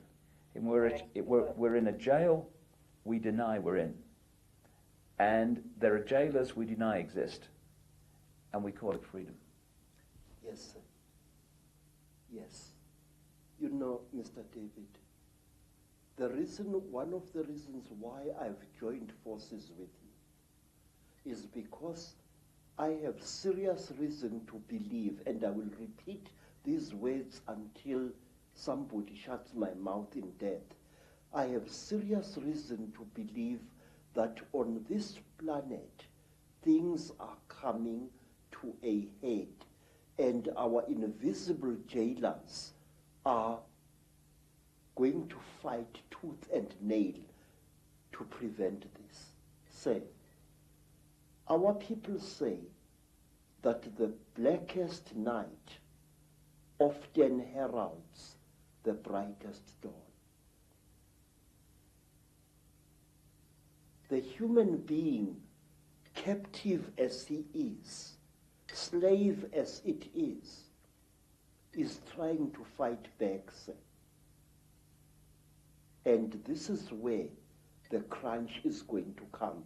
I believe that we are not far away from the bloodiest crunch in the world. And I will tell you, my visions tell me that we are going to be struck with the most terrible sword of all, the sword of money, sir.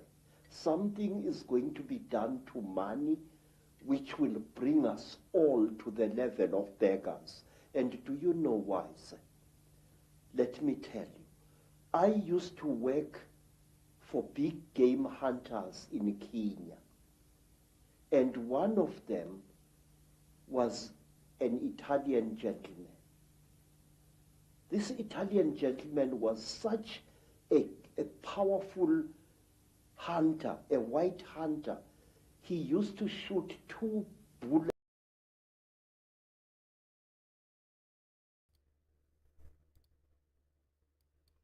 I'm going to stop it here. I mean, he goes into a lot of other stories with other people that he met that had similar experiences. Some of them denied them, some of them didn't. But that was the gist of Credo's account here. And what he claims is true about the world, the shapeshifters, the reptilians, their ancient lineage, all of these things. It does seem, if I had to guess, I would probably guess that he believes what he's saying is true, and that's pretty much what the people that interviewed him also said, regardless of whether it is or it isn't. Now, that would deem him not a fraud, because a fraud would be somebody peddling information they know is false. So just because he's not a fraud doesn't mean the information he's saying is true either. Obviously, he would need some serious evidence to back that up. I believe he did have an artifact that he claimed was from these beings. I don't know if he allowed it to be tested, though, which some people find suspicious, or he was afraid that it wouldn't be returned, possibly.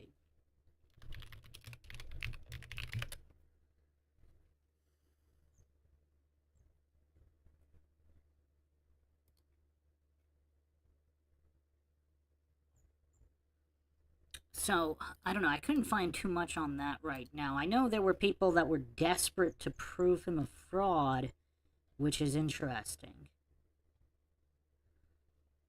Because if he's really that silly, and all of this, is just silly nonsense, like, what is with the desperation of these scientism cultists, authority-worshipping bootlickers? What is with their desperation to prove to whom that these people are frauds? I mean, are they going around to every, person screaming things from the street corner and saying, oh, you're a fraud?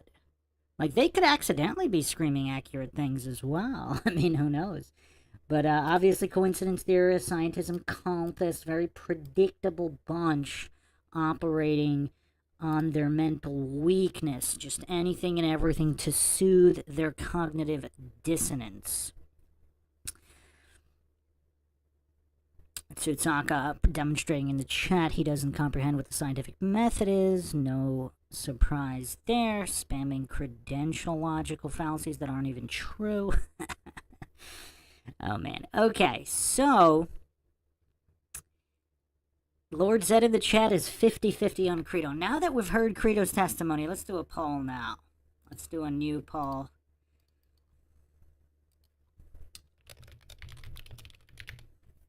Is Credo legit?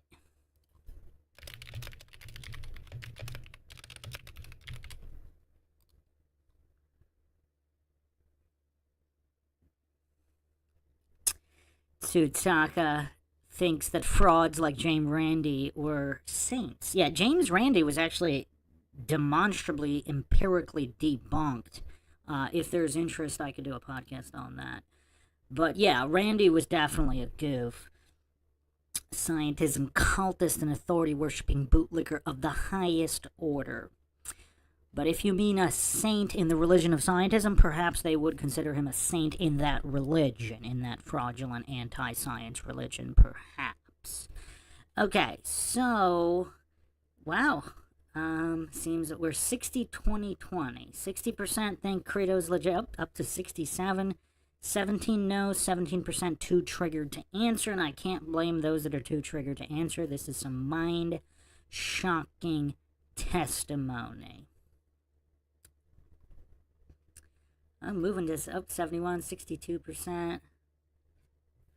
Randi being a fraud is a positive claim, and I can demonstrate that. I would have to bring up all the information and the paperwork and how he...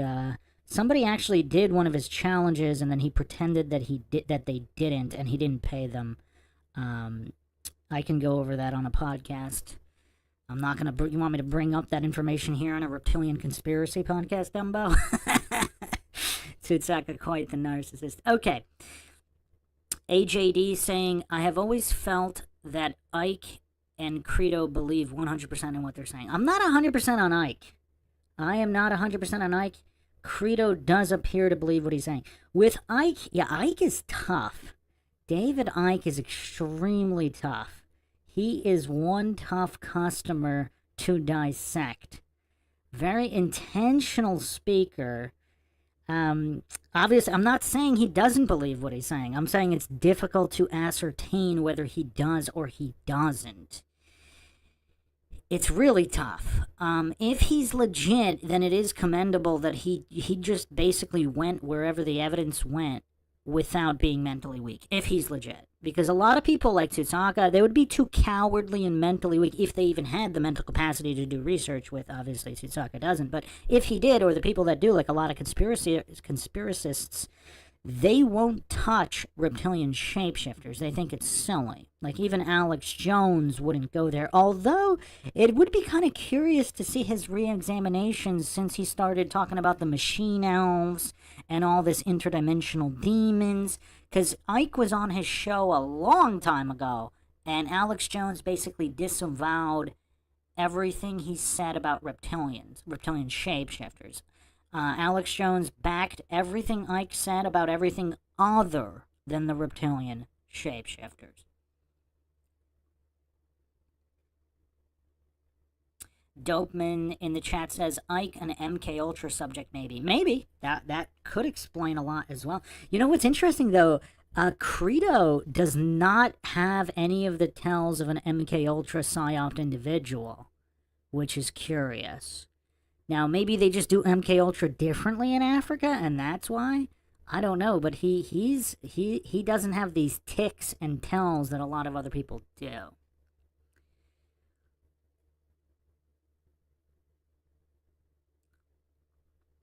Okay, so 56% think Credo is legit, 33% too triggered to answer, 11% think he's not legit. That might have been the highest too triggered to answer poll so far, which again, I cannot blame those answering the poll.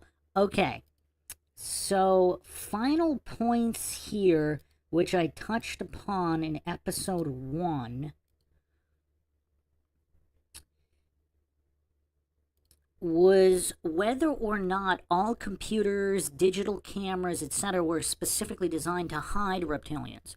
Similar to, again, if you haven't seen or listened to the podcast, Analog versus Digital here on Mindshock, I actually talk about that. For example, the Patterson-Gimlin footage being some of the best footage of Bigfoot. And now, seemingly, there's so many digital cameras and phones, they capture a lot less. I mean, you know, there's some things captured, not as clear. I mean, with Patty, you can actually see the ripples in the muscles. on the analog film. Same thing with ghosts. It seems like a lot of ghosts were captured on film, and with digital, they still capture something, but it doesn't seem as clear. It could be faked easier. Whereas with film, there seems to have been some quite solid evidence back when film was the main medium, and then digital kind of ruined everything in the realm of the paranormal, so to speak. Another possibility is are injections or nanotech designed specifically to impair humans' ability to see more of the light spectrum, different wavelengths and frequencies, in order to not be able to identify the shapeshifters. Even if they're shapeshifting right in front of your eyes, you won't be able to see it. Furthermore, is that why they got rid of all the giant bells, which again we went over in episode 1. So that is it for now. I actually do have more information on the topic and more mind-shocking revelations, including actual footage of shapeshifters and one man's method to reveal shapeshifters even on digital video. So that'll be in episode 3. So, hope everybody found another edition of the Mindshock podcast interesting and informative. If you want to help support the podcast, you can donate to our PayPal. Just check the link in the description. Make sure to subscribe, like, and share Twitter, Facebook, Reddit, Patreon. You can also become a YouTube member right here on YouTube. Help support the channel that way. Questions, comments, theories, thoughts, suggestions, rebuttals, debunkings of any kind, leave them in the comment section. This is Bruce McGuire signing off. Catch you guys next time.